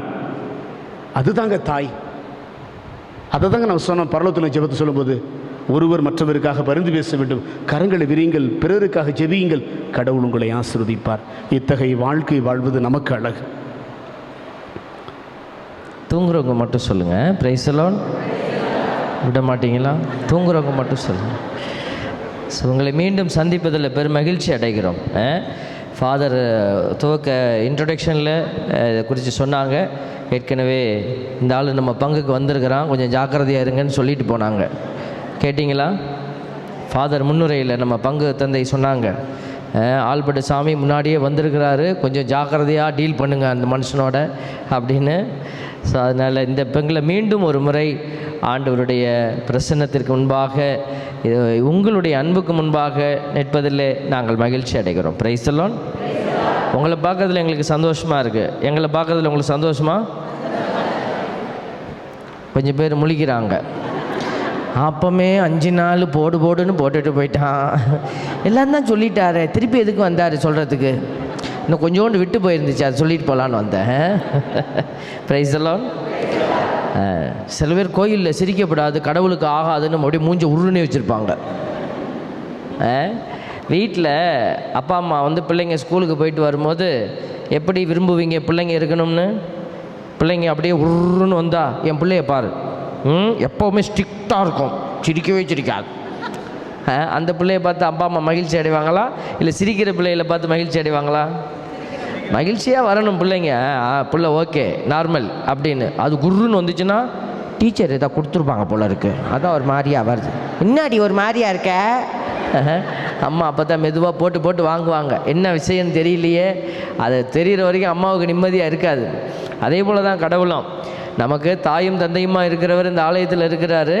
அதனால் நம்ம என்ன செய்யலாம், மகிழ்ச்சியாக இருக்கிறதுல கோயிலில் வந்து சிரிக்கவே கூடாது அப்படின்னு உட்கார்ந்தா அது கடவுளுக்கே பிடிக்காது. கடவுள் நல்லா சிரிச்சுக்கிட்டு சந்தோஷமாக இருக்கிற பிள்ளைகளை அவர் மேலும் மேலும் ஆசீர்வதிக்கிறார். ஹல்லேலூயா, பிரைஸ் தி லார்ட். இதை நான் சொல்கிறது ஒத்துக்கிறவங்கலாம் கரங்களை சோத்தங்கையை தூக்கி சொல்லுங்கள், பிரைஸ் தி லார்ட். கை கீழே போடுங்க. ஒத்துக்கவே முடியாது அப்படிங்கிறவங்க மட்டும் பிரைஸ் தி லார்ட். பார்த்தீங்களா, நம்ம மக்கள்கிட்ட ரொம்ப நல்லவங்க, உண்மையை சொல்கிறவங்க நிறைய பேர் இருப்பாங்க. Praise the Lord. நல்லது. பாருங்கள், இன்றைக்கி நம்ம மகிழ்ச்சியை பற்றி தான் ஃபாதர் பேசிட்டு போயிருக்கிறார். அதனால் இந்த மகிழ்ச்சி நமக்குள்ளே இல்லைன்னாக்க அதான் சொல்லுவாங்களே, சட்டியில் இருந்தால் தான் வரும், கரண்டியை விட்டா. என்னக்கிட்ட இல்லாத மகிழ்ச்சியை நான் எப்படி பொண்டாட்டி புருஷனுக்கு கொடுக்க முடியும்? மனைவிக்கும் கணவனுக்கும் பகிர்ந்து கொள்ள முடியாது, பிள்ளைகளுக்கும் போகாது. பிள்ளைகளுக்கு போகாதது பக்கத்தில் இருக்கிறவங்களுக்கும் போகவே போகாது. இப்படி மனுஷங்களுக்கு கொடுக்க முடியாத அன்பை நான் கடவுளுக்கு மட்டும் நான் கொடுக்குறேன்னு சொன்னீங்கன்னா நீ பொய்யன், நீ பொய் சொல்கிற அப்படின்னு பைபிள் சொல்லுது. அதனால் தர்மையான நாட்களில் மாதா தொலைக்காட்சி சார்பாக இப்போ வந்திருக்கிறோம் நாங்கள். நான் மாதா தொலைக்காட்சியில் ஒரு மெயின் ஆள் கிடையாது, ஃபாதர் தான், அவங்க தான் அட்மினிஸ்ட்ரேட்டிவ் பாடி. நான் வந்து நடிக்கிறவன். அப்பப்போ வந்து ஆராதனையில் நடத்திட்டு போயிடுவேன், என் வீட்டுக்கு போயிடுவேன். சில பேர் என்ன வந்து பெரிய ஆள் போல இருக்குது ஆள்பட்டு சாமியார் அப்படின்ட்டு, சாமி ஒரு வேலை கிடைச்சா ரெக்கமெண்ட் பண்ணுங்களேன் அப்படின்னு மாதா டிவிக்கு அப்ளிகேஷன்லாம் என்கிட்ட வந்து கொடுக்குறாங்க. டொனேஷன் மட்டும் இருந்தால் என்கிட்ட கொடுங்க, மற்றதான் அப்ளிகேஷன்லாம் அங்கே போட்டுருங்க. இப்போ மாதா தொலைக்காட்சிக்காக நான் முன்னாடி நினச்சிட்டு இருந்தேன், நம்ம தொலைக்காட்சி பார்க்கப்படாதுன்னு மக்கள்கிட்ட சொல்கிறோம். ஆனால் நம்மளே இப்போது தொலைக்காட்சியை பாருங்கன்னு சொல்ல வேண்டிய நிர்பந்தத்துக்கு வந்துட்டோம் அப்படின்னு சொல்லி நானும் பெரிய போராட்டத்துக்குள்ளே கடந்து போயிட்டு இருந்தேன். ஸோ இந்த தொலைக்காட்சிக்குள்ளே இருந்து கடவுள் ஏதாவது செய்வாரா? கடவுளால் எங்கே வேணாலும் வேலை செய்ய முடியும், ஆனால் இந்த மாதா தொலைக்காட்சி உள்ளேருந்து ஏதாவது செய்கிறாரான்னு ஒரு தேடல், கண்ணை திறந்து வச்சுக்கிட்டே பார்த்துட்டே இருந்தேன். அப்போது இந்த அல்சூர் நம்முடைய ஆலயத்தில் ஒரு பெரிய ஒரு காட்சியை கடவுள் எனக்கு சாட்சியாக வச்சார். அவங்க வந்திருக்காங்களான்னு தெரியல, அவங்க வெளி பங்குக்காரவங்க அன்றைக்கி வந்திருந்தாங்க. நான் ஒரு 5 நாள் இங்கே இருந்து திருவிழாவின் காலத்தில் மறைவுரை கொடுத்துட்டு இருந்தோம். அப்போ என்னை யாருமே வந்து ஃபாதர் நீங்கள் டிவியில் வரீங்கன்னு சொல்லவே இல்லை. 5 நாளாக நானும் பார்த்தேன், ஒருத்தராவது கண்டுபிடிக்க மாட்டாங்களான்னு நானும் மூஞ்ச காட்டி பார்த்து நடந்து பார்த்தேன். ஒருத்தருமே என்னை கண்டுபிடிக்கல. அது ஒரு பக்கம் கஷ்டமாக தான் இருந்துச்சு. சினிமாவில் நடிக்கிறவங்களாம் கண்டுபிடிச்சிட்டாங்க, ஆராதனையில் நடிக்கிற நம்மளை யாரும் பார்க்கல போல இருக்குது அப்படின்னு நினச்சி நான் 5ஆவது நாள் நம்ம கெபி மிக அருமையாக டெக்கரேட் பண்ணப்பட்டு அங்கே எல்லாரும் ஜெபம் பண்ணிக்கிட்டு இருந்தாங்க. நானும் ஒரு ஓரமாக நின்று ஜெபம் பண்ணிக்கிட்டு இருந்தேன். அப்போது ஒரு அம்மா என்னை வந்தவங்க அப்படி போனவங்க அப்படி பார்த்தாங்க, அந்த அம்மா அப்படி போயிட்டாங்க. நானும் அப்படி பார்க்காத மாதிரி நின்னேன், ஏதோ பார்க்குறாங்க போல. திருப்பி வந்தாங்க. அந்த அம்மாவுக்கு கேட்குறதுக்கு ஒரு சங்கடம். அப்புறம் திருப்பி அவங்க 2 தடவை ஒத்து பார்க்கவும் நான் கொஞ்சம் சிரித்து வச்சேன். அப்படின்னா நீங்கள் அப்பாடா மாதா டிவிரா ஒரு ஆள் பிடிச்சிட்டாங்கப்பா, போதுண்டா இது போதும் அப்படின்னு நான் சந்தோஷப்பட்டேன். இந்த சந்தோஷம் சாதாரண சந்தோஷம் இல்லை, ஒரு பெரிய ஆசீர்வாதமான சந்தோஷமாக ஆண்டவர் மாற்றி கொடுத்தாரு. அவங்க உடனே அந்த பையனை கூப்பிட்டாங்க, ஒரு பொடியை நின்னா, தம்பி ஓடி போய் அப்பாவை கூட்டிகிட்டு வான்னாங்க. ஏன் இந்த அம்மா இவ்வளவு ஒரு அஜிடேட்டடாக ஒரு டென்ஷனோட வீட்டுக்காரரை கூட்டிகிட்டு வந்து ரவுண்டு கட்டி உதைக்க போகிறாங்களா? அப்புறம் மட்டும் அவரும் ஒடியாந்தார். ஃபாதர் அப்படின்னு கையை பிடிச்சிட்டு ரொம்ப சந்தோஷமாக அவங்க மகிழ்ச்சியை வெளிப்படுத்தினாங்க. அப்போ தான் அவர் சொன்னார், அவங்க ஃபேமிலி சொன்னாங்க, 2 பேருமே ஒர்க் பண்ணுறவங்க. அவங்க ஏதோ ஸ்கூலில் ஒர்க் பண்ணுறாங்க அந்த அம்மா, அவர் வேற எங்கேயோ ஒர்க் பண்ணுறாரு. அவருக்கு ஏதோ ஒரு வியாதி, அவர் பேர் என்னமோ சொன்னாங்க, எனக்கு சரியாக விளங்கலை அந்த பேர். அது அவருக்கு இப்படி எந்திரிச்சு நின்னாருன்னா மயக்கம் வந்து கீழே விழுந்துருவார். அதனால் அவர் கண்ணை திறந்து எதையுமே பார்க்க முடியாது. அந்த நர்வஸில் ஏதோ ப்ராப்ளம், நர்வ்ஸில் மூளைக்கு போகக்கூடிய நரம்பில் ஏதோ ஒரு ப்ராப்ளம். அதனால் டாக்டர்ஸ் ஒரு 3 டாக்டர்கிட்ட போய் கன்சல்ட் பண்ணிட்டாங்க. ஒன்றும் செய்ய முடியாது, இது வந்து காலத்தில் ஏதாவது சரியானா தான் உண்டு, பட் வெரி ரேர் அப்படி இப்படின்னு சொல்லி அவங்க முடியாதுங்கிற ஒரு பதிலை தான் அவருக்கு கொடுத்துருக்குறாங்க. ஸோ இந்த பதிலோடு அவர் போய் படுக்கையில் தான் கிடப்பாராம். படுத்துக்கிட்டே டிவி பார்த்துக்கிட்டே, மாதா டிவி காலையில் போட்டுட்டு போயிடுவாங்க, ஓடிக்கிட்டே இருக்கும். பசிக்கிற போது மட்டும் எந்திரிச்சு கண்ணை மூடிக்கிட்டே போய் அந்த டேபிளில் போய் தட்டி தடவி சாப்பிட்டுட்டு வந்து திருப்பி படுத்துப்பார். இதுதான் அவருடைய ஒரு 3 மாத காலமாக அவர் இந்த கஷ்டத்துக்குள்ளே கடந்து போயிட்டு, அவர் வேதனையில், ஏன்னா உழைக்க வேண்டிய காலம், நல்ல வயசானவங்களை கூட பரவாயில்லைங்களாம், ஆனால் இவர் வயது போகாத ஒரு நல்ல ஒரு நிலையில் பிள்ளைங்கள்லாம் சின்ன பிள்ளைங்க. அவர், நான் அழுதேன் ஃபாதர், நான் யாருமே இல்லையா, அதனால் வீட்டில் ஓன்னு அழுவேன். நான் வந்து உழைச்சி ஆம்பளையாக நிற்க வேண்டியன்னா இப்படி படுத்துட்டேனே, இந்த வயசுலேயே நான் படுத்து கிடக்கிறேனே, இத்தனை வருஷத்துக்கு நான் அப்படி படுக்க போகிறேனோ தெரியலையே அப்படின்னு நான் ஓன்னு அழுது வேண்டுவேன் ஃபாதர். நீங்கள் ஆராதனைக்கு வரப்பெல்லாம் நான் ஆண்டவர்கிட்ட மன்றாடுவேன் ஃபாதர், கத்தி ஜெபிப்பேன், பைத்தியக்காரனை போல் நான் ஜெபிச்சிட்டு இருந்தேன் ஃபாதர். திடீர்னு ஒரு நாள் என்னமோ எனக்குள்ள ஒரு செய்தி, யாரோ சொன்னது மாதிரி, நீ எந்திரிச்சு நின்று எல்லாம் சரியாக போச்சு, நீ சும்மா படுத்துக்கிட்டு இருக்கிற அப்படின்னு. அன்றைக்கி சரி என்னமோ சொல்லியதை மனசு சொல்லுதேன்னு எந்திரிச்சு நின்று பார்த்தா எனக்கு ஒன்றுமே ஆகலை. நடந்து பார்த்தேன், எனக்கு ஒன்றுமே ஆகலை. ஓடி பார்த்தேன், வீட்டுக்குள்ளே ஒன்றும் நடக்கலை, எல்லாம் நல்லா இருந்துச்சு. நான் வீட்டில் இருக்கிற எல்லா வேலையும் செஞ்சு வச்சுட்டு உட்காந்துருந்தேன் ராஜா மாதிரி. என் வீட்டுக்காரம்மா வந்து she was shocked to see me. என்னை பார்க்கறதுல அவங்களுக்கு ரொம்ப மகிழ்ச்சி, ஒரே ஷாக்கு. எப்படி நீங்கள் என்ன பண்ணிகிட்டு இருக்கிறீங்க, கீழே விழுந்துட்டா என்ன பண்ணுற, ஐ எம் பர்ஃபெக்ட்லி ஓகே அப்படின்னு. அப்போ என் மகிழ்ச்சி சந்தோஷத்தில் அழுதாங்க. நாங்கள் 2 பேரும் அன்றைக்கி இந்த மகிழ்ச்சியை பகிர்ந்து கொண்டோம். இப்போ கூட நான் 2 வீலரில் தான் என் மனைவி பிள்ளைகளை கூட்டிகிட்டு வந்திருக்கேன் அப்படின்னார். Praise the Lord. அன்றைக்கு இது மாதிரி நிறைய கடிதங்கள் வருது. இது இங்கே நடந்த எனக்கு கிடைச்ச ஒரு சாட்சியம் அப்படிங்கிறதுனால இந்த தளத்திலிருந்து அம்மாவுடைய பாதத்தில் இது ஒரு அருமையான சாட்சியமாக இருக்கிறதுனால நான் உங்ககிட்ட இதை சொல்ல ஆசைப்பட்டேன்.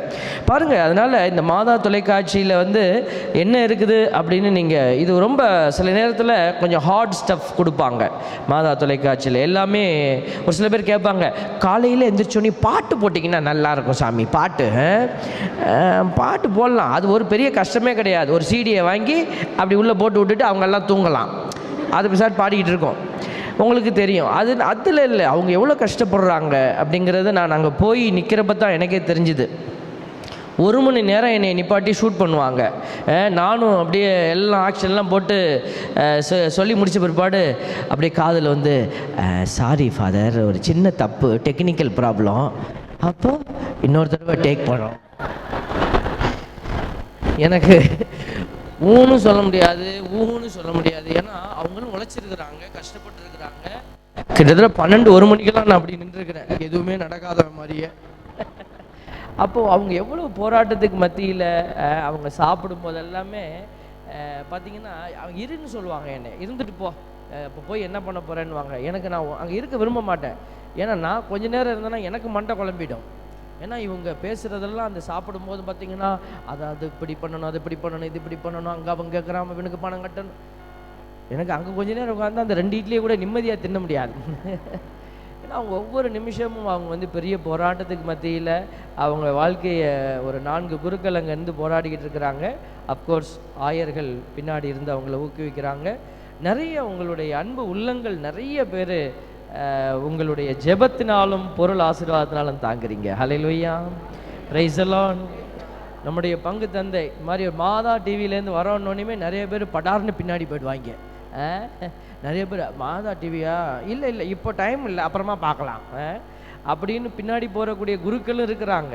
ஆனால் ஃபாதர் வந்து இந்த தேதியை அவங்க ரொம்ப லேட்டாக தான் கேட்டாங்க.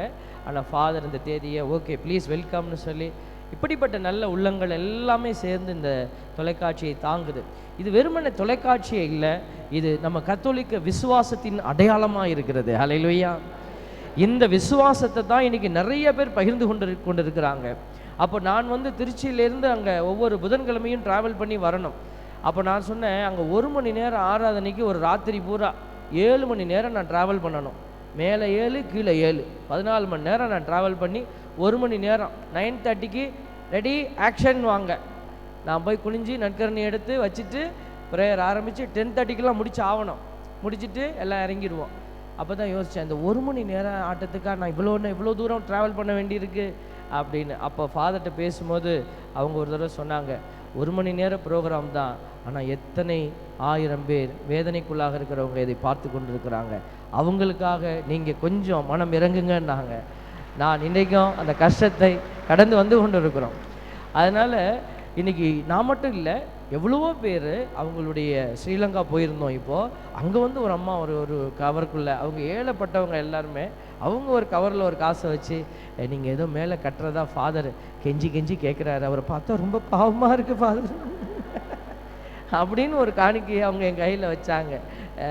அப்போது ரொம்ப மகிழ்ச்சியாக இருக்கிறார். அப்போ எத்தனையோ பேர் நீங்கள் எல்லோருமே இப்போ இந்த இடத்துல வந்து இருக்கிறீங்க பாருங்களேன், உங்களுடைய இந்த இறை பிரசன்னம் இது எல்லாமே நம்மளை ஆண்டவருக்குள்ளே இணைக்கக்கூடிய ஒரு அடையாளமாக இருக்கிறது. ஆகவே நாங்கள் வந்து இந்த தியானம் இது வந்து ஒரு ஜெபிக்கிற குடும்பமாக இருக்கிறது. மாதா தொலைக்காட்சி இது வெறுமனே டிவி காட்டிட்டு போகிறவங்க இல்லை, இவங்க படம் காட்டிட்டு போகிறவங்க இல்லை அப்படிங்கிற ஒரு தோரணையோடு கூட இது போகுதில்லை. நான் கூட நினச்சேன், இவ்வளவு ஃபென்டாஸ்டிக்கான சில ப்ரோக்ராம்ஸ்லாம் போய்கிட்டு இருக்குது மற்ற தொலைக்காட்சிகளில், இதுக்கு மத்தியில் இது ஜெயிக்குமான்னு நினச்சேன். நம்மளுடைய விசுவாசம் இந்த டிவியை ஜெயிக்க வச்சுருக்குது. பிரைஸ் எல்லாம் அல்லேலூயா. இன்றைக்கி குட்டீஸ் வந்து என்கிட்ட சொல்கிறாங்க, ஃபாதர் உங்களை நான் டிவியில் பார்ப்பனே அப்படின்னும் போது நம்ம ரீச் எவ்வளோ தூரம் இருக்குது அப்படிங்கிறது. எனக்கு ஆடியன்ஸ் எப்போதுமே எல்லாம் 70 வயசுக்கு மேலே இருக்கிறவங்க தான் அப்படின்னு நான் நினச்சிட்டு இருந்தேன். ஆனால் அது இல்லைங்கிறத வந்து இந்த குட்டி பிள்ளைங்க வந்து சொல்லும் பொழுதும், வாலிப பிள்ளைகள் சொல்லும் பொழுது அது ரொம்ப மகிழ்ச்சியாக இருக்குது. ஏன்னா நிறைய காலேஜுக்கு போகிறவங்க பார்க்க முடியாது, நைட்டில் தான் பார்க்க முடியும். இருந்தாலும் அவங்க நேரம் கிடைக்கும் போது பார்த்து அதிலிருந்து ஃபாதர் நீங்கள் சொல்லக்கூடிய இப்போ கூட வருகிற போது ஒரு சகோதரர் 2 பேர் 3 பேர்கிட்ட பேசினாங்க, என்கிட்ட சொன்னாங்க. அப்போ எல்லோருமே அந்த கருத்துக்களை தேடக்கூடிய, ஆண்டவருடைய வார்த்தையை வாஞ்சையோடு தேடக்கூடிய வல்லமையை நம்ம மக்கள் மத்தியில் நாங்கள் பார்க்குறோம். பிரைஸ் எல்லாம். ஆகவே இந்த தேடல் நமக்கு தொடரணும். அதுக்கு தான் இந்த தவக்காலத்தில் உங்களை சந்திக்க நாங்கள் வந்திருக்கிறோம். பிரைஸ் எல்லாம். இந்த தவக்காலத்துக்குள்ளே நீங்கள் என்ன செய்யணுங்கிற ஒரு சிறிய ஒரு கருத்து பகிர்வை, ஆண்டவருடைய வார்த்தையினுடைய பகிர்வை உங்களோடு பகிர்ந்து கொள்ள வந்திருக்கிறோம். இப்போ எல்லோரும் அப்படி நேராக உட்காருவோம். நீங்கள் உங்கள் மனசுக்குள்ளே இருக்கிற எல்லா வேதனை வருத்தங்கள் அப்படி தூக்கி வெளியில் போடுங்க. வெளியில் போட்டுட்டு, என்னை வெறுமையாக்குறேன் ஆண்டவரே நீங்கள் சொல்ல போகிறீங்க. இந்த பாடல் பாடுகிற பொழுது நான் ஒன்றும் இல்லை, நான் வெறும் களிமண். பாருங்கள், யார் யாரையோ செய்ய வேண்டிய விஷயங்களை நம்மளை வச்சு கடவுள் செய்ய வச்சிருப்பார். நீங்கள் கடந்து வந்த பாதையை திரும்பி பார்த்தீங்கன்னாக்க எத்தனையோ அதிசயமான காரியங்கள், எத்தனையோ அற்புதமான காரியங்கள் உங்களால் நிகழ்ந்திருக்கும். அது எப்படி நிகழ்ந்தது? நீங்கள் ஏதோ ஒரு நிலையில் கடவுளுக்கு முன்னாடி வந்து கையை விரிச்சிருப்பீங்க. நான் ஒன்றும் இல்லை ஆண்டவரே, நீங்கள் தான் எனக்கு பார்த்து செய்யுங்களேன், என்னுடைய அறிவு இங்கே வேலை செய்யாது, என்னுடைய ஆற்றல் பணம் ஒன்றும் வேலை செய்யாது, இந்த இடத்துல உங்களுடைய அருள் மட்டுமே எனக்கு போதும்னு சொல்லி நீங்கள் கேட்டிருப்பீங்க. அந்த விசுவாசம் தான் இன்றைக்கி உங்களை இந்த இடத்துல உட்கார வச்சிருக்கிற. பிரைஸ் எல்லாம். நீங்கள் அப்படிப்பட்ட உயிருள்ள வாழும் விசுவாசத்திற்கு சாட்சிகளாய் இருக்கிறீங்க. ஹல்லேலூயா. ஆகவே இந்த நேரத்தில் உங்களுக்குள்ள இந்த நேரம் கசப்புகள், வேதனைகள், ஃபாதர் சொன்னது போல மகிழ்ச்சிக்கு தடையாக இருக்கக்கூடிய எந்த அடையாளமாக இருந்தாலும் நீங்கள் கொஞ்சம் நேரம் எடுத்து வெளியில் வச்சுருங்க. என்ன வெளியில் வச்சுருங்க. உங்கள் கடன் பிரச்சனையாக இருக்கலாம், அல்லது கணவனை குறித்து ஒரு வேதனையாக இருக்கலாம், மனைவியை குறித்து ஒரு கஷ்டமாக இருக்கலாம், பிள்ளைகளை குறித்து ஒரு பயமாக இருக்கலாம், அல்லது நான் ஒதுக்கப்பட்டேன் அப்படின்னு சொல்லிக்கூடிய தனிமையினுடைய ஒரு எண்ணமாக இருக்கலாம், இல்லை வாலிப பிள்ளைகள் காதல் என்கிற ஒரு பெரிய ஆபத்துக்குள்ளே நீங்கள் நின்று கொண்டு இது சரியா தப்பா இப்படி குழப்பமான சூழ்நிலையாக இருக்கலாம். எப்படிப்பட்ட நிலையாக இருந்தாலும் எல்லாத்தையும் தூக்கி வெளியில் வச்சுட்டு ப்ளீஸ் எம்டி யுவர் மைண்ட். கண்களை மூடுவோமா? கண்களை மூடிக்கொள்ளுங்க. ஒரு நிமிஷம் கண்களை மூடுங்க. கண்ணை திறந்திருந்தால் மனுஷங்க தெரிவாங்க. கண்ணை மூடுங்க. உட்கார்ந்தான் இருக்கிறீங்க, கீழெல்லாம் விழ மாட்டீங்க. கண்களை மூடிக்கொள்ளுங்க. ஆண்டவர்கிட்ட சொல்லுங்கள், என்னை வெறுமையாக்குறேன் ஆண்டவரே, என்னுடைய உள்ளத்தில் இருக்கக்கூடிய எல்லா வேதனை வருத்தங்களை நான் வெறுமையாக்குகிறேன், உம்மை ஏற்றுக்கொள்கிறேன், ஆசீர்வதியும். என்னை வெறுமையாக்கினே, உம்மை மகிமைப்படுத்தினே. என்னை வெறுமையாக்கினே, உம்மை மகிமைப்படுத்தினே.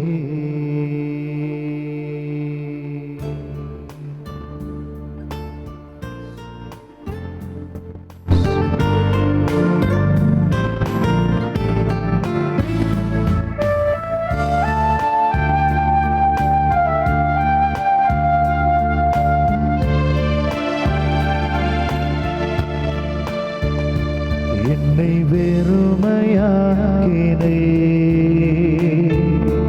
உம்மை மகிமைப்படுத்தினே. என்னை வெறுமையாக்கினே, மகிமைப்படுத்தினே. ஆண்டவரே, உமக்கு முன் ஒன்றுமில்லாதவளாக நிற்கிறேன். தாவீது அரசர் சொல்வதை போல, நான் வெறும் தூசி, நான் வெறும் மண்ணை போல, நான் ஒரு பூச்சியை போல ஒன்றுமில்லாதவனாய் நிற்கிறேன். என்னை நீங்க நிரப்புங்க ஆண்டவரே, உடைய வார்த்தை நிரப்பட்டும்.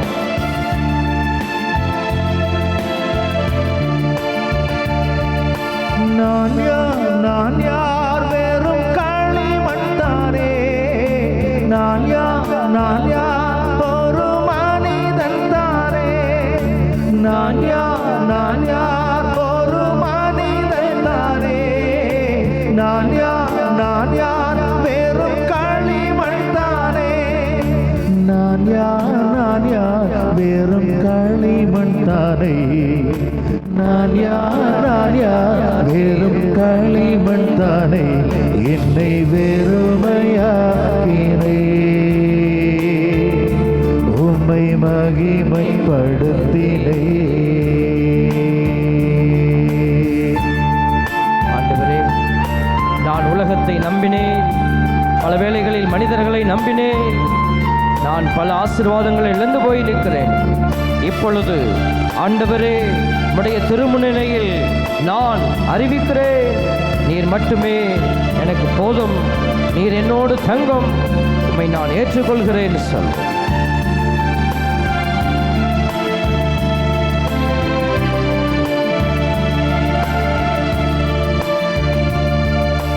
நான் யார் ஒரு மனிதன் தானே. நான் யார் வெறும் தூசி தானே. நான் யார் ஒரு மனிதன் தானே. நான் யார் வெறும் தூசி தானே. நான் யார் வெறும் தூசி தானே. நான் யார் வெறும் தூசி தானே. என்னை வெறுமையாக்கினே. உம்மை மகிமைப்படுத்தினே. என்னை வெறுமையாக்கினே. உம்மை மகிமைப்படுத்தினே. என்னை வெறுமையாக்கினே. ஆண்டவரே, உம்மை மகிமைப்படுத்தினே. உம்மை மகிமைப்படுத்தினே. அன்பின் பரமபிதாவே, உம்முடைய திருமகன் எங்கள் ஆண்டவரும் மீட்பருமான இயேசு கிறிஸ்துவை உலகிற்கு அளித்தவரே, இதோ இன்று எங்கள் ஆண்டவருக்கு முன்பாக எங்களை நாங்கள் ஒப்படைக்கிறோம். நீரே எங்களுக்குள்ளாக வாசம் செய்யும்படியாக, வார்த்தையின் வழியாக எங்களுக்குள் நீர் வாழும்படியாக, எங்களுடைய இருதயங்கள், உள்ளம், ஆன்மா, உடல் எல்லாவற்றையும் நம்முடைய பரிசுத்த கிருபையான ஆவியானவர் நிரப்பி எங்களில் வாசம் செய்வாராக, குடிகொள்வாராக, எங்களை அவரே இயக்குவாராக. ஆமென், ஆமென், ஆமென். Praise the Lord. பாருங்க, இந்த தவக்காலம் அப்படிங்கிறது ஃபாதர் சொன்னது போல இது ஒரு அருளின் காலம். இந்த அருளின் காலத்தில் நாம் அருளை வாங்கணும். அப்படி தானே? ரேஷன் கடைக்கு போனால் என்ன வாங்கணும்? ரேஷன் ஜாமான் வாங்கிட்டு வரணும். பேங்குக்கு போனால் பணம் எடுத்துகிட்டு வரணும். ஏடிஎம் போனால் பணம் எடுக்கணும். அப்போ நம்ம போகிற காரியம் நடக்கலை அப்படின்னா நமக்கு கஷ்டமாக இருக்கும். அப்போ இந்த இடத்துல அருளின் காலத்தில் நம்ம நிற்கிறோம். இந்த தவக்காலத்தை நீங்கள் 40 நாள் தாண்டி போகிற போது அருளை நம்ம பெற்றுக்கொள்ளக்கூடிய நல்ல பாத்திரங்களாக இருக்கணும். இதுதான் இந்த திட்டம். அதுதான் நீங்கள் பூசையில் நீங்கள் கவனிச்சிருந்தீங்கன்னா ஃபாதர் அந்த ப்ரிஃபேஸ் பாடுவாங்க இல்லைங்களா, அந்த இதில் புகழ்ச்சி உரையில் வரும். எதற்கு வருஷ வருஷம் இந்த தவக்காலம் வருது அப்படின்னா, மீண்டும் மீண்டும் ஆண்டவருக்குள்ளே நம்ம புதுப்பித்து கொள்வதற்கான ஒரு காலம். ஏன்னா கடவுளுக்கு தெரியும், திருச்சபை அதை அறிஞ்சு வச்சிருக்குது, நாம் பாவிகளாக மீண்டும் மீண்டும் பாவத்துக்குள்ளே விழக்கூடிய இயல்பு நம்மிடத்தில் இருக்கிறது. அதனால தான் கடவுள் என்ன செய்கிறார், மீண்டும் மீண்டும் நம்மளை கூப்பிட்டுட்டே இருக்கிறாரு. வீட்டை எப்படி நம்ம ஒரு நாளைக்கு 3 தடவை சுத்தம் பண்ணுறோம், நாளைக்கும் சுத்தம் பண்ணுவோம். இப்படி தான் பல வருஷமாக நடந்துக்கிட்டு இருக்கு. அப்போ வீட்டை சுத்தம் பண்ணுறோம், உடம்பை சுத்தம் பண்ணுறோம். மாதத்துக்கு ஒருக்க குளித்தா போதுமா? அப்படி யாராவது இருந்தீங்கன்னா உங்கள் பக்கத்தில் யாருமே உட்காந்துருக்க மாட்டாங்க. அப்படி தானே? அப்போ பாருங்கள், நம்ம காலையிலையும் குளிக்கிறோம், வேர்த்துச்சுன்னா சாயந்தரம் மூஞ்சிக்கு என்னென்ன மேக்கப் போடுறோம். நான் கூட பவுடர் அடிச்சுக்கிட்டு இருந்தேன். நம்ம அதிரூபன் பாதுரு என்னை இப்படி பார்த்தார். நான் பவுடர்லாம் அடிக்க மாட்டேன் அப்படின்னாரு. நான் அடிப்பேன் அப்படின்னேன். எனக்கு ஆடியன்ஸ் இருக்கிறாங்க. நம்ம ஆடியன்ஸுக்கு நம்மளை கொஞ்சமாவது நல்லா காட்டணும் இல்லையா? ஆமாம், அதனால் நான் அடிப்பேன். அப்போ பாருங்கள், இந்த மூஞ்சிக்கு நானாவது பரவாயில்ல, ஒரு பான்ஸ் பவுடர் அப்பிட்டு வந்திருக்கிறேன். இங்கே நிறைய பேரை பார்த்தா அரை மணி நேரமாக மேக்கப் போட்டுட்டு வந்து டைம் பார்த்துட்டே இருக்கிறாங்க. அவங்க வீட்டுக்கு போகணுங்கிற அவசியம் இல்லை. மேக்கப் கலைஞ்சிருமே, என்ன பண்ணுறது? மேக்கப் கலைஞ்சிட்டா அம்மா பிள்ளைகளுக்கே அம்மாவை தெரியாது, நீங்கள் யார் அப்படின்னு. அப்படியெல்லாம் ஒரு கஷ்டமான சூழ்நிலையில் நாம் வந்து உடலுக்கு எவ்வளவு ஒரு நேரத்தை கொடுக்குறோம். அப்போது இவ்வளவு கொடுக்குற நீங்கள் கடவுள் கேட்குறாரு, உன் ஆத்மாவுக்கு நீ என்ன செய்கிறேன்னு கேட்குறாரு. Praise the Lord. ஆண்டவர் சொல்கிறாரு, இந்த உலகத்தையே ஒருத்தன் தனதாக்கிக்கிட்டாலும் இந்த பெங்களூரே உங்களுது தான். எப்படி யோசிச்சு பாருங்களேன். அல்சூர் உங்களுது, பெங்களூரை விட்டுருங்க, அல்சூரே உங்களுது. எப்படி இருக்கும்? அல்சூரை விடுங்க, இந்த கோயில் ஏரியாவே உங்களுதுங்க. இதுக்கே நம்ம ஆளுங்க எப்படி நெஞ்சு நிமித்திட்டு நடப்பாங்க. இத்தனோண்டு ஒரு வீடு, சொந்த வீடு வச்சுருக்கிற நம்மளே என்ன அதிகாரம். ஆண்டவர் அப்படியெல்லாம் குறுகி யோசிக்கலை, மொத்தமாக சொல்லிவிட்டார். உலகமே ஒன்றுதாக இருந்தாலும் நீ உன் ஆத்மாவை இழந்து போயிட்டீன்னா அதனால் என்ன பயன்? Praise the Lord. அதனால தான் கடவுள் சொல்கிறாரு, நம்ம ஜெபிக்கும் போது அவர் ஆவியானவர் எங்கே கொடுக்குறாரு, எதற்கு கொடுக்குறாருன்னா உடம்பு நல்லா பளபளன்னு இருக்கணும்னு ஆண்டவர் ஆவியானவரை அனுப்பலை. நிறைய பேர் என்ன செய்கிறோம், உடம்பு சுகம் பெறணும், அதுக்காக ஆவியானவரை வாங்கன்னு கேட்குறோம். ஓகே, அதெல்லாம் சுகம் கொடுக்குறாரு கடவுள். எதற்காக அதெல்லாம் கொடுக்கப்படுகிறது அப்படின்னா உள்ளக்க இருக்கிற ஆத்மாவுக்காக. ஹல்லேலூயா. ஆத்மாவை நேசிக்கிறார், ஆவி பொழிகின்றார், ஜீவனுள்ள நாட்கள் எல்லாம் கிருபை உன்னை தொடரும். அப்போ கடவுள் ஆத்மாவை அன்பு செய்கிறவராக இருக்கிறார். அப்போ இந்த ஆத்மாவை நம்ம குறித்து யோசிக்கிற ஒரு முக்கியமான காலம்தான் இந்த தவக்காலம். அப்போ இந்த 40 நாளும் நீங்கள் யோசிக்கணும், உங்களை குறித்து யோசிக்கணும், உங்களுடைய குடும்பத்தில் இருக்கிறவங்களை குறித்தும் நீங்கள் யோசிக்கணும். முதல்ல நம்மளை குறித்து யோசிச்சுட்டு தான். நிறைய நேரம் நமக்கு என்ன ஒரு கவலை அப்படின்னா, நம்ம கணவனை பற்றி யோசிக்கிறோம், மனைவியை பற்றி யோசிக்கிறோம், பிள்ளைகளை, நம்மளை பற்றி நம்ம யோசிக்கிறது இல்லை. அப்போ கடவுள் பாருங்கள், நம்ம கிறிஸ்தவர்களுக்கு இந்த அழைப்பை கடவுள் கொடுக்குறார். ஏன் அப்படின்னா நம்மளை முன்குறித்து வச்சார். பைபிள் சொல்லுது பாருங்கள், ரோமையர் 8:30 தாம் முன்குறித்து வைத்தோரை அவர் அழைத்திருக்கிறார். பிறக்கும் போதே, பிறப்புக்கு முன்னாடியே நம்மளெல்லாம் முன்குறிச்சிட்டார். ஆல்பர்ட்னு ஒரு கேரக்டர் இல்லாத போதே இப்படி ஒரு கேரக்டரை உருவாக்க போகிறேன்னு அவர் முன்குறிச்சிட்டாரு. அதுதான் என் தாயின் கருவில், அது கருவாக உருவான பொழுது என் தாய்க்கு தெரியாது ஆல்பர்ட் ஆம்பளையா பொம்பளையான்னு. இதுக்கு பேர் என்ன வைக்கணும்னு தெரியாது. அப்போது ஆம்பளை பிள்ளை பேர் வைக்கிறதா பொம்பளை, அம்மாவுக்கு தெரியாது. அம்மாவுக்கு தெரிய 40 நாள் எடுத்துக்கிட்டாங்க. அப்பாவுக்கு தெரிய அதுக்கு மேலே, இப்படி உலகம் அதற்கு மேலே. ஆனால் நீங்கள் உருவான அந்த நேரம் அவர் அறிஞ்சு வச்சிருந்தார். முன்குறித்து வைத்தோரை அழைத்தார், அழைத்தோரை தமக்கு ஏற்புடையோராக்கி இருக்கிறார். ஹல்லேலூயா. உங்களையும் என்னையும் இன்னைக்கு ஒரு ஆளாக நிற்க வச்சிருக்கிறாருன்னா அது அவருடைய கிருபை. ஏற்புடையோராக்கி இருக்கிறார், தமக்கு ஏற்புடையோரானவரை தம் மாட்சியில் பங்கு பெற செய்தார். இதுதான் ஃபைனல் எண்டு. அந்த மாட்சிக்குள்ளே நம்ம போகிறதுக்கு தான் இன்றைக்கி முயற்சி பண்ணணும். அப்போ இந்த முயற்சியை நான் மட்டும் எனக்கு மட்டும் செய்கிறது இல்லை, நாமளும் காப்பாற்றிக்கணும், மற்றவங்களையும் காப்பாற்றணும். பிரைஸ் எல்லாம். அதனால தான் சொல்கிறோம், நீங்கள் மற்றவங்களை காப்பாற்றுறதுக்கு உங்களை தகுதி உள்ளவர்களாக மாற்றுங்க. முதல்ல நான் ஒரு இடத்துல நிற்கிறேன், ஒரு வெள்ளம் போகிறது, அந்த வெள்ளத்தில் ஒருத்தன் அடிச்சுட்டு போகிறான் தண்ணியில். அப்போ நான் கையை கொடுக்க போகிறேன்னா நான் தகுதியாக நிற்கிறேன்னா, இல்லாட்டினா அவன் என்னை பிடிச்சி உள்ளே இழுத்து விட்டுருவான்.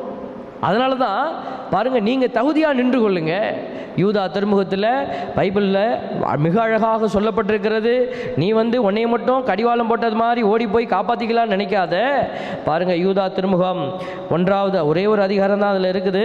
அதில் சொல்லப்படுகிற ஒரு அருமையான செய்தி, நல்ல செய்தி பாருங்கள்.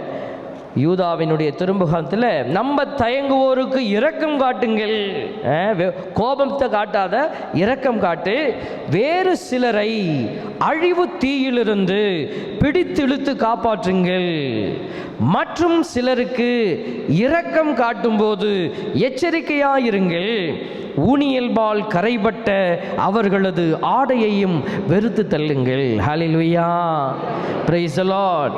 பார்த்தீங்களா? அப்போ நம்ம கண்டிப்பாக உதவி செய்யுங்க, அதே சமயத்தில் ஜாக்கிரதையாயிரு.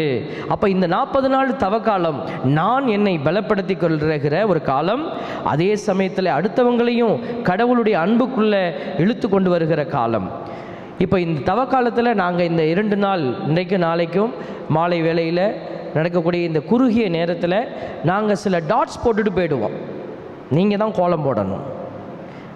டாட்ஸ் தான் நாங்கள் போட முடியும். நாங்கள் இது வந்து ஒரு கடல் மாதிரி, இந்த கடல் மாதிரி இருக்கிற பைபிளுக்குள்ளே எல்லா விஷயத்தையும் சொல்ல முடியாது. அப்போ அங்கங்கே நாங்கள் கோடு போட்டு காட்டுவோம். நீங்கள் என்ன செய்யணும், உங்களுக்கு ஏற்ற விதமான ஒரு வரைபடத்தை நீங்கள் வரையணும். அப்போது என்ன செய்யணும்? யோவான் 15:4 பைபிள் வச்சுருக்கிறீங்களா? யோவான் 15:4 பைபிள் பைபிள் பைபிள் வீட்டில் இருக்குது ஃபாதர், வீட்டில் இருக்குது, நான் பத்திரமா வச்சுருக்கேன். வீட்டில் பைபிள் பயன்படுத்தாமல் இருந்துச்சுன்னா உன் பைபிள் புதஞ்சு கிடக்குதுன்னு அர்த்தம். பயன்படுத்தாத விவிலியம் வீட்டில் சும்மாவே இருக்குது, யாருமே தொடமாட்டாங்க அப்படின்னா அது புதைந்து கிடக்குது, அது சாபம். வேதம் புதையக்கூடாது. வார்த்தை உயிருள்ளது, இருபுறமும் கருக்கு வாய்ந்தது. அதனால தான் சொல்கிறோம், நாளைக்கு தயவு செய்து வரும்பொழுது வெக்கப்படாமல் இந்த பைபிளை தூக்கிட்டு வாங்க. அது பைபிள் எடுத்தால் அவங்க ஏதாவது சொல்லுவாங்க, இவங்க ஏதாவது சொல்லுவாங்க, இவன் பெரிய ஆளுன்னு பார், தூக்கிட்டு போகிறாப்பார். நீ இன்னைக்கு அந்த அம்மாளுக்கும் அந்த ஐயாவுக்கும் பயந்தினா நாளைக்கு ஆண்டவர் சொல்லியிருக்கிறாரு, தந்தையின் முன்னிலையில் நான் உன்னை குறித்து சாட்சியம் பகர என்ன வெக்கப்படுவேன். அங்கே மோட்சத்தில் உனக்கு தெரிஞ்ச ஒரே ஒரு ஆள் யார் இருக்கிறா? உங்களுக்கு எனக்கு தெரிஞ்ச ஒரே ஒரு ஆள். நீங்கள் போகும்போது உங்கள் ஆண்டவராக இயேசு கிறிஸ்து மட்டும் எங்கே உட்கார்ந்துருக்காரு? திருச்சபை நமக்கு கற்பிக்கிற சத்தியம் என்ன? தந்தையாகிய கடவுளிடத்தில் இயேசு ஆண்டவர் போய் எங்கே உட்கார்ந்துருக்காரு? பிதாவின் ஏன் வலப்புறத்தில் உட்கார்ந்துருக்காருன்னு சொல்லப்பட்டிருக்கிறது. மோட்சத்துக்கு போயிட்டாருன்னு 19 சொல்ல வேண்டியதானே? திருச்சபை சொல்லுது வலப்புறத்தில் உட்கார்ந்துருக்கிறாரு.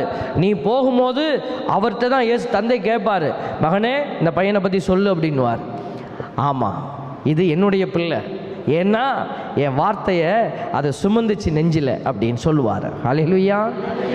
என் வார்த்தையை குறித்து என் பிள்ளை வெட்கமடையலை. வார்த்தை விடுதலை. இந்த வார்த்தையை குறித்து நீங்கள் வெட்கப்பட்டீங்கன்னு சொன்னால், எந்த வார்த்தைக்காக நீ வெட்கப்படுறியோ அதே வார்த்தையை ஆண்டவர் உனக்காக பேச மாட்டார். அதனால தான் சொல்கிறோம் தேவ பிள்ளைகளே, நீங்கள் படிக்க முடியாத காலங்கள் இருந்தது. அப்போ குருவானவர் நாங்கள் வாசிப்போம், நீங்கள் கேட்டீங்க. இப்போ எல்லாரும் படிக்கக்கூடிய ஆற்றலோடு இருக்கிறோம். அதனால ஆண்டவர் சொல்கிறார் நீ படி. ஆண்டவர் சொல்கிறார் நான் உனக்கு வெளிப்படுத்துகிறேன். அதனால் பைபிளை தயவு செய்து இந்த நாட்களில் எடுங்க, அது பெரிய ஆசீர்வாதம். பாருங்கள், வாசிங்க. யோவான் 15:4 நான் உங்களோடு இணைந்திருப்பது போல நீங்களும் என்னோடு இணைந்திருங்கள். திராட்சை செடியோடு இணைந்திருந்தாலன்றி கனிதர இயலாது, அதுபோல நீங்களும் என்னோடு இணைந்திருந்தாலன்றி கனி தர இயலாது. பாருங்கள், இதை நிறைய தடவை கேட்டிருப்பீங்க, இது ஒன்றும் புதுசு இல்லை. 3 காரியம் இதில் சொல்லப்பட்டிருக்கிறது. நான் உங்களோடு இணைந்து இருப்பது போல நீங்கள் என்னோடு இணைந்திருங்கள், இணைந்திருந்தால் கனி தருவீர்கள். Praise the Lord. 3 காரியம். கடவுள் முதல்ல ஒரு விஷயத்தை உறுதிப்படுத்துகிறார், நான் உங்களோடு இணைந்திருக்கிறேன். நிறைய பேர் கோயிலுக்கு வந்து வேண்டுவாங்க, நீ ஆண்டவருக்கு கண் இருக்குதான்னு தெரியல, ஆண்டவர் எங்கள் ஜெபத்தெல்லாம் கேட்கவே மாட்டார், அவருக்கு அவங்க யார் யார் ஜெபத்தையும் கேட்பார், எங்கள் ஜெபத்தை கேட்க மாட்டார். கடவுள்கிட்ட பேசுவோம், உங்களுக்கு கண் இருக்குதா, காது இருக்குதா, என் ஜெபத்தை நீங்கள் கேட்குறீங்களா? இப்படி ஜெபம் பண்ணுறவங்க தயவுசெய்து நிப்பாட்டிக்கோ, இந்த வசனத்தை மனசில் வை. ஆண்டவர் வெரி கன்ஃபார்ம்டாக சொல்லிட்டார், உறுதியாக சொல்லிட்டார், ஐ ஆம் வித் யூ. நான் உன்னோட இணைந்திருப்பது போல. இணைந்திருக்கிறேன்னா என்னன்னு தெரியல, நான் தந்தை இடத்துல கேட்டுட்டு கன்சல்ட் பண்ணிட்டு சொல்கிறேன். அப்பா ஒரு நாள் தந்தை மகன் என்ன செய்யலாம், நம்ம ஆண்டவராக இயேசு கிறிஸ்து அதை ஒரு சட்டிலாவோ ஒரு மறைவாகவோலாம் பேசலை, நேரடியாக பேசினார், நான் உன்னோடு இணைந்திருப்பது போல. அப்போ ஆண்டவர் இணைந்திருக்கிறாருங்கிற உறுதி நமக்கு தெரிஞ்சிருச்சு. ரெண்டாவது கேள்வி, நீ என்னோட இணைந்திருக்கிறாயா? ஹல்லேலூயா, பிரைஸ் தி லார்ட். இணைஞ்சிருக்கிறவங்களாம் சொல்லுங்க ஹல்லேலூயா. வீட்டில் இருக்கிறவங்களாம் சொல்லுங்க ஹல்லேலூயா. வீட்டில் இருக்கிறீங்களா? இப்படி தான் நான் டெஸ்டர் வச்சு வச்சு பார்ப்பேன். வீட்டுக்கு போயிடப்படாது, ரொம்ப டயர்டாக இருக்கேன், விட மாட்டாங்க போல இருக்கேன், இன்னும் கொஞ்ச நேரத்தில் முடிக்க போகிறோம், ஃபாதர் அதுக்கு தான் உட்காந்துருக்காங்க, முடிக்கிறாங்களா இல்லையா பார்ப்போம் அப்படின்னு. நான் 8:45 ஃபாதர் 8:45 8:30 ஃபாதர் உங்கள் பக்கம் நிற்கிறார். மக்களை ரொம்பவும் கொடுமைப்படுத்தப்படாது அப்படின்னு சொல்லி பாருங்கள். அது அன்பு, ஒரு தந்தைக்குரிய பாசம். அளவோடு கொடுக்கணுங்க. ஆன்மீகத்தை கூட அளவோடு தான் கொடுக்கணும். அதை நான் அங்கீகரிக்கிறோம். மக்கள் ரொம்ப விரும்பினாங்கன்னா நாங்கள் 9 வரைக்கும் போவோம். ஆனால் அது அளவோடு கொடுக்கும்போது தான் ஆசீர்வாதம். நீங்கள் உள் வாங்கணும். உள் வாங்காமல் இப்படி திணிக்கப்படாது. ரொம்ப திணிச்சோம்னா வந்துடும் வெளியில். இன்றைக்கி அப்படி தான் நடக்குது. நம்ம கத்தோலிக்க திருச்சபையில் விஷயங்கள் வித்தியாசமாக போனதுக்கு காரணம் என்னென்னா, கூப்பிட்டு வலுக்கட்டாயமாக வச்சு திணிச்சு எல்லாம் துப்புது இப்போ. அதனால தான் சொல்கிறோம், உங்களுடைய ஆன்மீகத்தை நீங்கள் சோதித்து பாருங்கள். பிரைஸ் தி லார்ட், ஹல்லேலூயா. இப்போ நீங்கள் எல்லாம் ஆர்வத்தோடு வந்திருக்கிறீங்க பாருங்களேன். இது ஒரு பாலைவன அனுபவம். இயேசுநாதர் சாமி எத்தனை நாள் பாலைவனத்தில் இருந்தார்? 40 நாள் இருந்தாருங்க. 40 நாள். அதனால தான் திருச்சபை நம்ம ஆண்டவரை பின்பற்றுதுங்க. 40 நாள் நீங்களும் பாலைவன அனுபவத்துக்குள்ளே போங்க. அதுக்காக நீங்கள் மூட்டை முடிச்செல்லாம் கட்டிக்கிட்டு இங்கே பாலைவனத்துக்கு போய் அங்கே போய் உட்காந்துருக்கக்கூடாது. குறுன்னு திரும்பியே வரமாட்டீங்க அப்புறம். இதுதான் பாலைவன அனுபவம். இப்படி உட்காந்துருக்கீங்க பாருங்கள். இங்கே யாரையும் நாங்கள் கையை பிடிச்சி கூப்பிடல, நீங்களாம் வந்தீங்க. ஃபாதர் அனௌன்ஸ் பண்ணாங்க. அப்போ நீங்கள் இந்த இடத்துக்கு வந்திருக்கிறீர்கள் என்றால் ஆண்டவருடைய அன்பினால் வந்திருக்கிறீங்க. பாவிகள் என்பதனால நீங்கள் எல்லாம் வரலை. பாவியெல்லாம் வீட்டுக்குள்ளேயே உட்காந்துருக்கு. வீட்டுக்குள்ளேயே இன்னைக்கு அது டயர்டாக இருந்துச்சு, அதான் நான் போகல. போனீங்க ஆல்பர்ட் ஃபாதரா வந்தாரா? அப்படி டிவியில் பார்க்குற மாதிரி தான் இருக்கிறாருல்ல. எல்லாம் உங்ககிட்ட விசார். அவங்களாம் எங்கே உட்காந்துருக்காங்க? சரவண மீனாட்சிக்கு முன்னாடி. குலதெய்வம் பார்த்தா ஆண்டவர் அதில் பேசுவாரா? தெய்வ மகளில் பேசுவாரா? இங்கே தான் பேசுவார். இங்கே ஊனை ஒடுக்கி, உடலை ஒடுக்கி, உன்னுடைய அங்கங்களை ஒடுக்கி இங்கே இடத்துல நீங்கள் உட்காரணுங்க. கால் வலிக்கும், சூற விடும். இப்போ திடீர்னு எந்திரின்னுவோம் பாருங்க, அப்போ கால் குருன்னும். இவங்க ஒருத்தவங்க எந்திரிங்கிறாங்க, உட்காருங்கிறாங்க. நீங்கள் திட்டுற வாய்ஸ் எல்லாம் இங்கே கேட்கும். என்ன பண்ணுறது? இல்லை, வேறு எழுந்திரிச்சு தான் ஆகணும்னா எந்திரிக்கிறோம். அப்போ நீங்கள் ஒபே பண்ணுறீங்க பாருங்களேன். நான் ஒரு சின்ன பையன், இவங்க பொடிப்பைய அப்படின்ட்டு நீங்கள் கேட்காம இருக்கிறது இல்லையே. இன்னும் நிறைய அன்பர்கள் நிற்கிறாங்க பாருங்கள், இடம் இல்லை, அவங்களாம் நிற்கிறாங்க, அவ்வளோ நேரமாக பார்த்துட்டு நிற்கிறாங்க. இதுதான் பாலைவன அனுபவம். நானும் நிற்கிறேன், இதுதான் எனக்கு பாலைவன அனுபவம். அப்போ நம்ம இந்த பாலைவன அனுபவத்துக்குள்ளே இப்படி தான் கடந்து போகணும். வீட்டில் உட்காந்துக்கிட்டு கடவுளை தேட முடியுமா? இல்லை, தேடுங்க. வீட்டில் ஜெபத்தில் தேடலாம். இதுக்கு ஒரே ஒரு விஷயத்தை நீங்கள் யோசிச்சு பார்க்கணும். ஜெபம் பண்ணும்போது மட்டும் நமக்கு ஏன் ஒரு மாதிரி டயர்ட் ஆகுது? எல்லாத்துக்கும் உள்ளது தானே, எல்லாத்துக்கும் உள்ளது. வீட்டில் பிள்ளைகளுக்கு நான் சொல்லிக் கொடுக்கறது, பிள்ளைகளை நைட்டு தூங்க வைக்கிறதுக்கு நீங்கள் போராட வேண்டாம். செவமாலை எடுத்து எல்லாம் உட்காரு செவமாலை சொல்லணும். ஒரு வார்த்தை சொல்லுங்க போதும், வீட்டில் இருக்கிற அப்பா கொண்டு தூங்கிடுவார். இவன் ஒருத்தி 8 மணி ஆனால் செவமாலை எடுத்துக்கிறேன். ஐயோ ஐயோ. குட்டீஸை தூங்க வைக்கிறதுக்கு வேறு டெக்னிக்கே கிடையாது. இதுதான், இந்த ஆயுதத்தை எடுத்து எல்லாரும் செவமாலை நீங்கன்னா போதும். சாப்பிடாதது கூட சாப்பிட்ருவோம். நீ சாப்பிட்லையா? அப்போ செவமாலை சொல்லுவான். வா, ஒரு இட்லி திங்கிறவன் 3 இட்லி தின்னுபிடுவான்.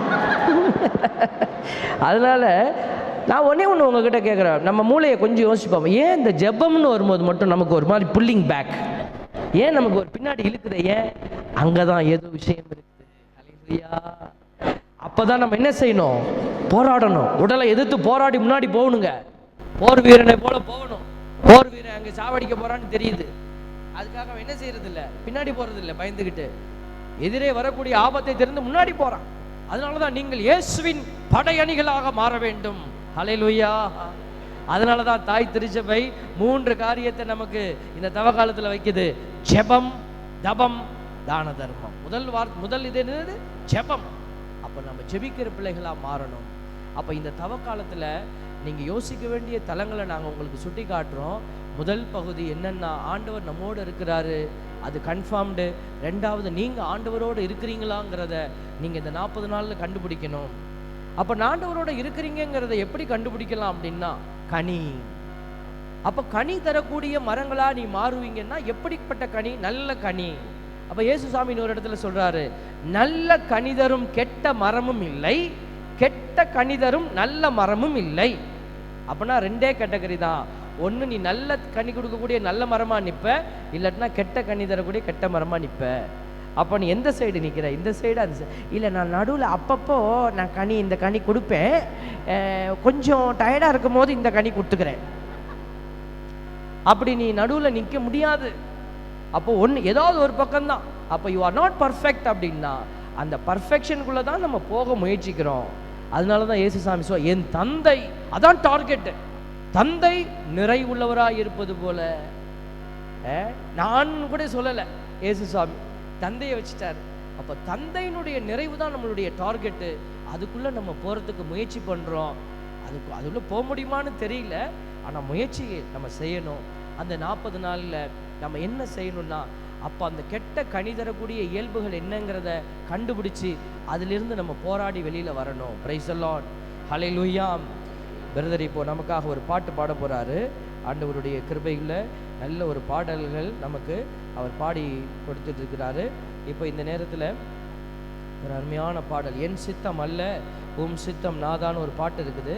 அந்த பாடலை பாடுறதுக்கு முன்னாடி ஒரே ஒரு இறைவசனம் பாருங்களேன்.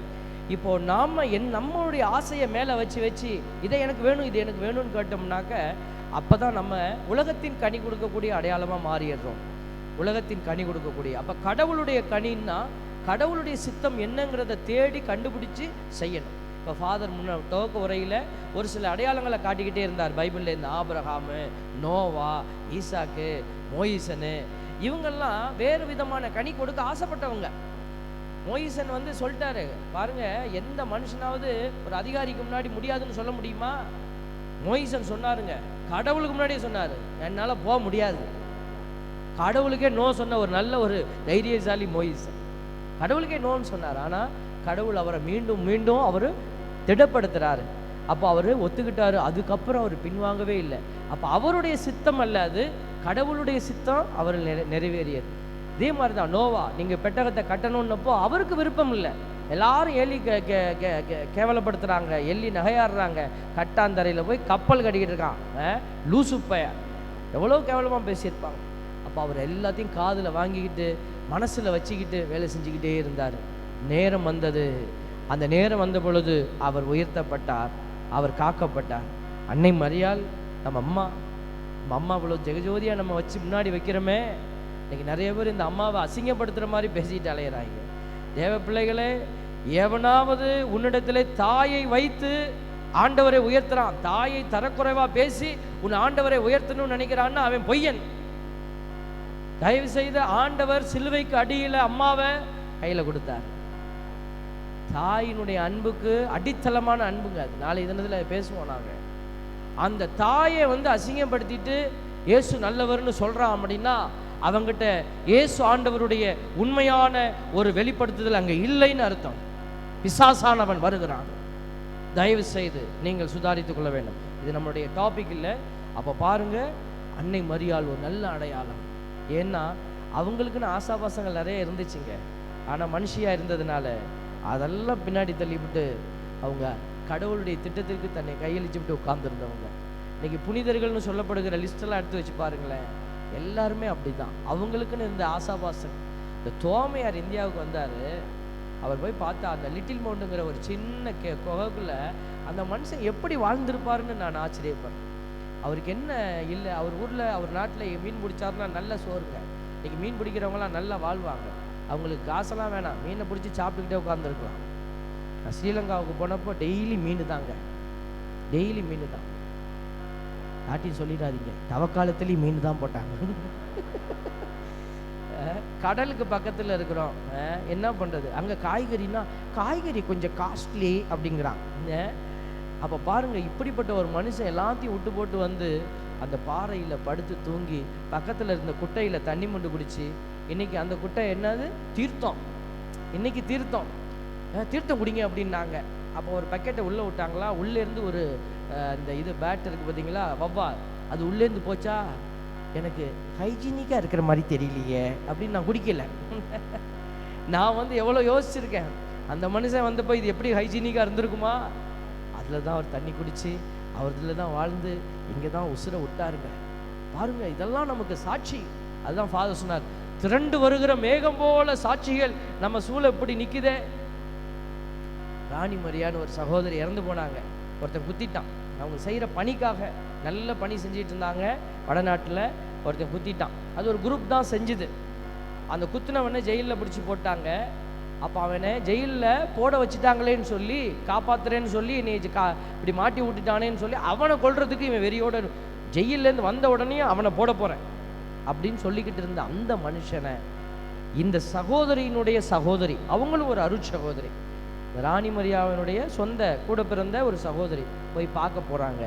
கட்டி பிடிச்சி அந்த மனுஷன் சொன்னாங்க, பையா பையானா சகோதரனே, யூ ஆர் மை பிரதர் அப்படின்னாங்க. அவன் அப்படியே அழுதான்.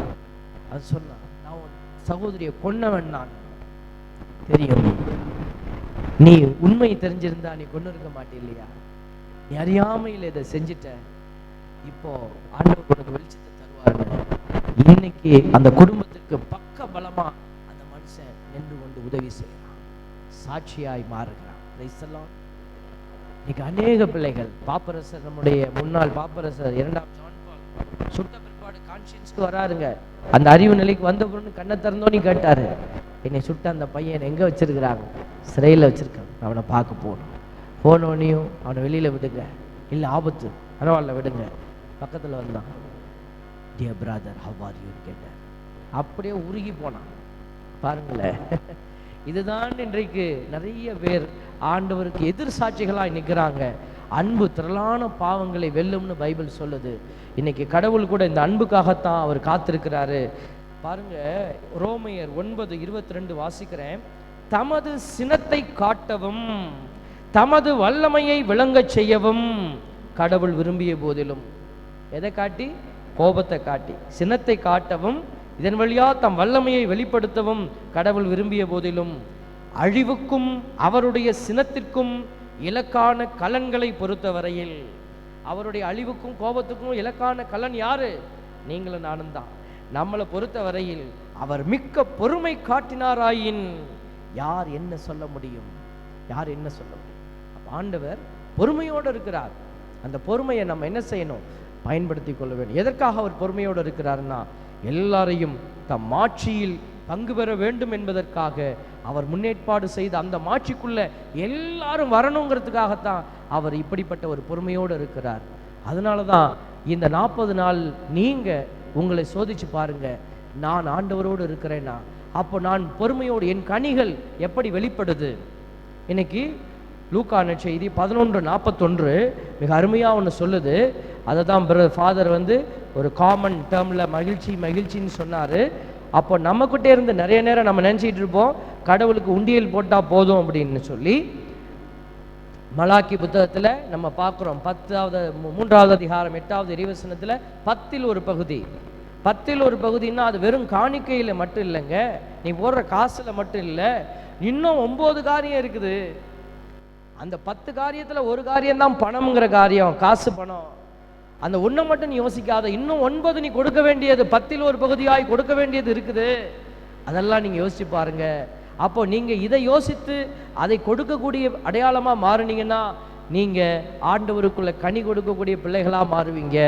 அப்போ பைபிள் என்ன சொல்கிறது? லூக்கா 11:41 நல்லா நிறைய தடவை படிச்சிருக்கோம், இதெல்லாம் விளங்குறது இல்லை. இப்போ நான் உங்களுக்காக படிக்கிறேன் பாருங்க. தூய்மை சடங்கை பற்றி பேசுகிறாங்க. வெளியில் இருக்கிறதெல்லாம் கழுவி பார்க்குறீங்களே, ஏசு சொல்கிறார். ஏசு கை கழுவாமல் சாப்பிட போய் உட்கார்ந்து விட்டார். அதை பார்த்துட்டு எல்லாரும் என்ன செய்கிறாங்க? கேவலமாக பார்த்து சிரிக்கிறாங்க. அப்போ ஏசு சொல்கிறாரு, உட்புறத்தில் உள்ளவற்றை தர்மமாக கொடு. நல்லா யோசிச்சு பாருங்க, உட்புறத்தில் உள்ளவற்றை தர்மமாக கொடு. அப்போ உட்புறத்தில் இருக்கிறது எது? வீட்டில் இருக்கிற ஃப்ரிட்ஜி, வீட்டில் இருக்கிற குண்டா, வீட்டில் இருக்கிற சட்டி, எல்லாத்தையும் கொடுத்துவிட்டா சோறாக்குறது எப்படி தெரியலையே? உட்புறத்தில் உள்ளவற்றை கொடு அப்படின்னா வீட்டுக்குள்ள இருக்கிறது இல்லை, உனக்குள்ள இருக்கிறது. உட்புறத்தில் உள்ளவற்றை தர்மமாக கொடு, அப்பொழுது உங்களுக்கு அனைத்தும் தூய்மையாயிருக்கும். நீ கொடுக்கிற போது என்னவாயிடுது? நீங்க you are purifying your soul inside. உடம்பை தூய்மைப்படுத்தணும்னா நீ குளிக்கிற, ஆத்மாவை தூய்மைப்படுத்தணும்னா அங்க இருக்கிறத கொடு. அப்ப இந்த இடத்துல நாங்க சப்தமா துதிக்க சொல்றோம், ஹalleluya ஹalleluyaன்னு துதிக்க சொல்லுவோம். அப்ப நீங்க என்ன செய்றீங்க? வார்த்தையை கடவுளுக்கு கொடுக்குறீங்க. அப்ப கடவுளுக்கு வார்த்தையை கொடுக்கிற போது நீ உனக்குள்ளே தூய்மை அடைகிற.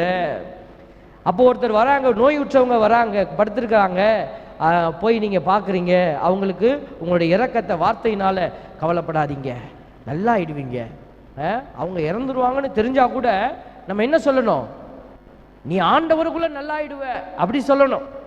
அங்கே போய் உட்கார்ந்துட்டு இந்த வியாதியெல்லாம் 1 மாதம் கூட தாங்காதாம்ல. எங்கள் அப்பா கேன்சரில் படுத்திருந்தார். விடிய காலையில் 2 பேர் பார்க்க வந்தாங்க, அவரோட உடன் வேலை செய்கிறவங்க. அண்ணே இந்த வியாதி 3 மாதம்தாம்மா நான், அதுக்கப்புறம் ரொம்ப கஷ்டமாம்ண்ணே, இந்த வியாதி வந்தவன் எவனுமே பிழைக்கலையாம்ண்ணே. யார்கிட்ட? வியாதிகாரட்டேவா? எப்படி இருக்கும்? நான் இல்லை, என் தம்பி இருந்து அவன் தூங்கிக்கிட்டு இருந்தவன் எந்திரிச்சு போயா 2 பேரும் வெளியில் அப்படின்னா. பாருங்க, இன்னைக்கு நம்ம அவ்வளவு உணர முடியாத கல் நெஞ்சத்தினராக மாறி போனோம். அப்போ அங்கே அவங்க வேணும்னு செய்யலை, அவரை காயப்படுத்தணும்னு செய்யலை, அங்கே இருந்தது வெளியில் வந்துச்சு. அப்போ உனக்குள்ளே இருக்கிறது எது? அந்த ஆவிக்குரிய கனிகள் உங்ககிட்ட இருக்குதா? அன்பு, மகிழ்ச்சி, நீதி, அமைதி, பொறுமை, பரிவு, தன்னடக்கம், நன்னயம், இதெல்லாம் இருந்ததுன்னா அது வரும். அப்போ அதனால தான் சொல்கிறேன், இந்த 40 நாள் உங்ககிட்ட என்னென்ன கனிகள் இருக்குங்கிறத நீங்கள் யோசிச்சு பாருங்க. யோசிச்சு பார்ப்பீங்களா? என்ன எல்லாரும் யோசிக்கிறீங்க? ஐயோ எவ்வளோ பெரிய ஹோம்ஒர்க்காக இருக்கும் போல இருக்கே, இதில் குழம்பு வைக்கணும், சோறு ஆக்கணும், நிறையா வேலை இருக்குது. இதே குழம்பு வைக்கும் போது தான் நீங்கள் யோசிச்சு பார்க்கணும். சும்மா உட்காந்துருக்கும் போது டிவியெல்லாம் ஆஃப் பண்ணிவிட்டு கொஞ்ச நேரம் அமைதி இல்லை, வீட்டில் அமைதியில் இருந்து பாருங்கள். நீங்களே அந்த அமைதி உங்களுக்குள்ளே பேச ஆரம்பிக்கும். சில பேர் சொல்லுவாங்க அமைதி கொல்லும்னு. அமைதி, இந்த அமைதி கொள்ளாது, இந்த அமைதி உனக்குள்ளே அது உன்னை பேச வைக்கும், உன்னை சிந்திக்க வைக்கும். எல்லாரும் எந்திரிச்சு நிற்போமா? எல்லாம் எந்திரிச்சு நிற்போம். இப்போ ஆண்டவரே, என் சித்தம் அல்ல உங்கள் சித்தத்தின்படி நடக்கணும்னு ஆசைப்படுறேன், இதோ எனக்கு உதவி செய்யுங்க. இதோ இந்த நேரம் நாங்கள் என் சித்தம்னு எதெல்லாம் நினச்சிக்கிட்டு இருக்கிறோனோ அதை எனக்கு வெளிப்படுத்துங்க. ஒப்பு கொடுக்கிறேன். எல்லாரும் கரங்களை கும்பிட்டு கொள்ளுங்கள், கரங்களை கும்பிட்டு கொள்ளுங்கள், கையை கும்பிட்டு கொள்ளுங்க. இதெல்லாம் ஒரு தகுதியான நிலைக்கு நம்ம உட்படுத்துவது. கண்களை மூடி பேச ஆண்டவரோடு நீங்க பேசு. நீ பேசக்கூடிய அந்த வார்த்தை ஆண்டவர் கேட்பாரு. ஏதோ ஆண்டவர் உனக்கு அருகில் நிற்கிறாரு. அதிசயங்கள் செய்கிறவர் வேற எங்கும் இல்லை. ஏதோ ஆல்பர்ட் சாமி கிட்டே இருந்து ஆசீர்வாதத்தை போடுவேன்னு பைபிள் எங்கேயுமே சொல்லலை. நான் உன்னை ஆசீர்வதிப்பேன்னு சொல்றாரு. அப்ப நீ பேசு, நீ மகனா நின்று பேசு. தந்தையாகிய தேவன் உன்னோடு தன் மகன் வழியா பேசுவாரு. என் சித்தமல்ல உம் சித்தம் நாதா, என்னாலே அல்ல உமாலயாகும்.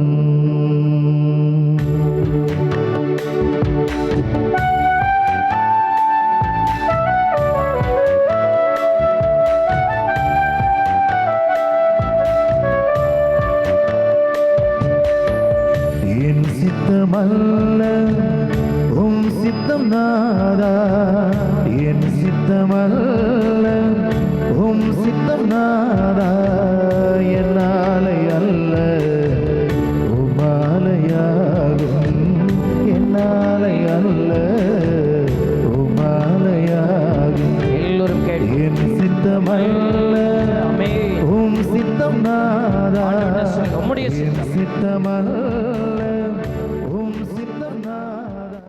ஜெப வல்லமையா கொடுக்க போறீங்க. அப்போ உங்கள் தலையில எப்போ கிறிஸ்மா என்கிற அபிஷேகத்தின் எண்ணெய் பூசப்பட்டதோ அப்போ நீ இயேசுவின் அபிஷேகத்துக்குள்ள கடந்து போனீங்க. பிரைஸ் தி லார்ட், ஹalleluya. எல்லாரும் கண்களை மூடிக்கொள்ளுங்க. இப்போ அந்த அபிஷேகத்தை நீங்க பயன்படுத்த போறீங்க. இதோ நீங்கள் பிறருக்காக ஜெபிக்கும் போது, உங்களுக்காக நீங்கள் ஜெபிக்கலைன்னா பிரச்சனை இல்லை, பிறருக்காக நீங்கள் ஜெபிக்கும் போது உண்மையாக அவங்களுக்காக நீங்கள் கேட்க போகிறீங்க. அவங்க கரத்தில் பிடிச்சிருக்கிற அந்த நபர் என்ன தேவையில் இருக்கிறாங்க, என்ன கஷ்டத்தில் இருக்கிறாங்க உங்களுக்கு தெரியாது.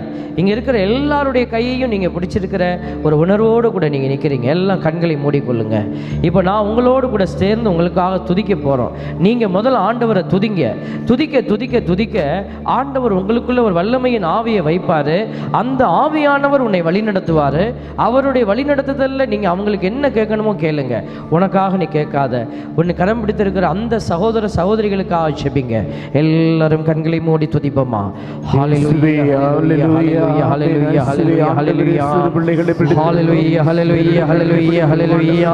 எல்லா ஸ்துதி ஆண்டவரை ஸ்துதி. இந்த நண்பருக்காக நன்றி செலுத்துகிறேன் ஆண்டவரே. இதோ இந்த சகோதரனுக்காக நன்றி செலுத்துகிறேன். இந்த சகோதரிக்காய் நன்றி செலுத்துகிறேன். தேவ வல்லமை இவரை மூடும்படியாய் ஜெபிக்கிறேன். ஹல்லேலூயா ஹல்லேலூயா ஹல்லேலூயா ஹல்லேலூயா ஹல்லேலூயா ஹல்லேலூயா ஹல்லேலூயா. நன்றி ஆண்டவரே. அவங்க சுகத்துக்காக அவங்களுடைய சுகம் நல்ல சுகத்தோடு இருக்கணும். உச்ச நிலையிலிருந்து உள்ளங்கால் வரை அபிஷேகத்தின் ஆவி நிரப்பட்டு ஆண்டவரே. இதோ அவர்களை நிரப்பட்டு ஆண்டவரே. இதோ உம்முடைய இரக்கம் அவர்களை கடந்து வரட்டும் ஆண்டவரே. வேதனை வருத்தங்கள் இருந்தால் எல்லாம் மாறட்டும். இயேசு கொடுத்திருக்கிற வல்லமையை பயன்படுத்து. வல்லமையை நீ கொடு. ஹல்லேலூயா ஹல்லேலூயா ஹல்லேலூயா ஹல்லேலூயா.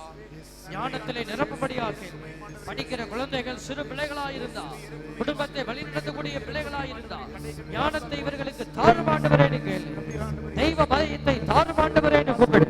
ஹல்லேலூயா ஹல்லேலூயா ஹல்லேலூயா ஹல்லேலூயா ஹல்லேலூயா ஹல்லேலூயா ஹல்லேலூயா ஹல்லேலூயா ஹல்லேலூயா ஹல்லேலூயா ஹல்லேலூயா. இயேசு ஆண்டவர்கிட்ட கேளு. கடன் பிரச்சனை இருந்தா அவர்களை தீர்க்கும் ஆண்டவரே. அவங்க குடும்பத்திலே சமாதானம் இல்லாதிருந்தா அந்த சமாதானத்தை இப்பொழுது நீர் தாரும் ஆண்டவரே கேளு.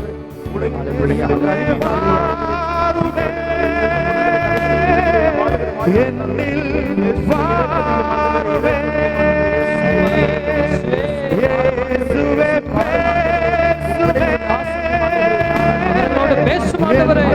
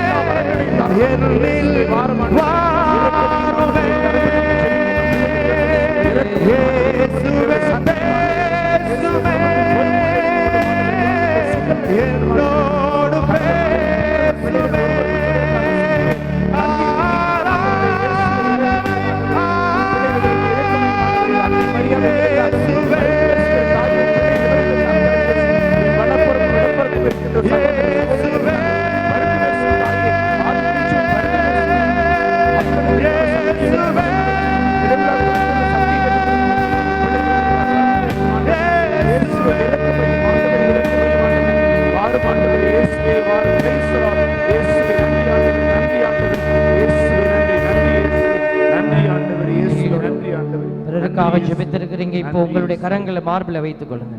உங்கள் கரங்களை உங்கள் மார்பில் வைத்து கண்களை மூடி உன் வேதனையை இப்போ ஆண்டவர்கிட்ட சொல்லு. இயேசுவின் இரக்கம் உன்னை கடந்து வரப்போகிறது. இந்த பாடல் வேளையிலே நீ ஒப்பு கொடுங்க. உன் கண்ணீரை ஒப்பு கொடு. பிறருக்காக நீ ஜெபித்தாயே, இப்போ ஆண்டவர் உன் எல்லா வேதனைகளை மாற்றுவார். ஆமென். இரக்கத்தின் ஆண்டவர் உன்னை தேடி வருகிறார். இயேசுவே இரக்கத்தின் ஆண்டவரே, உம் திருப்பெயரை நான் போற்றிடுவே புகழ்ந்திடுவே.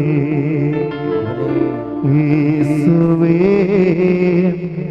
இரக்கத்தின் ஆண்டவரே, கண்ணீரை பாரும். உம் திருப்பெயரை நான் போற்றிடுவே புகழ்ந்திடுவே. ஆண்டவரே, என் பிள்ளைகளுடைய வேதனை, வருத்தங்கள், கண்ணீர்கள், கவலைகள் எல்லாவற்றையும் ஆண்டவரே இன்று உமது பாதபடியிலே எடுத்து வைக்கிறோம். இரக்கமையும் ஆண்டவர், இரக்கமையும் ஆண்டவர், பிறருடைய தேவைகளுக்காக வருது பேசும் ஆண்டவர், உன் பிள்ளைகள் எங்கள் மீது இரக்கமையும் ஆண்டவர். இயேசுவே இரக்கத்தின் ஆண்டவரே, உம் திருப்பெயரை நான் போற்றிடுவே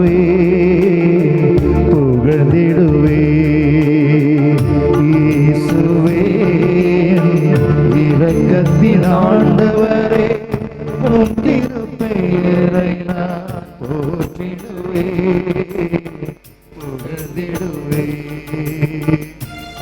ஆண்டவரே, உள்மன காயங்களை குணமாக்குகிறவரே, என் பிள்ளைகளுடைய கண்ணீருக்கு செவி சாய்க்கிறவரே, கண்ணீரை தோள் பைகளில் சேர்த்து வைக்கிறவரே, இப்பொழுது என் பிள்ளைகளை உம்முடைய பாதத்தில் ஒப்படைக்கிறோம்.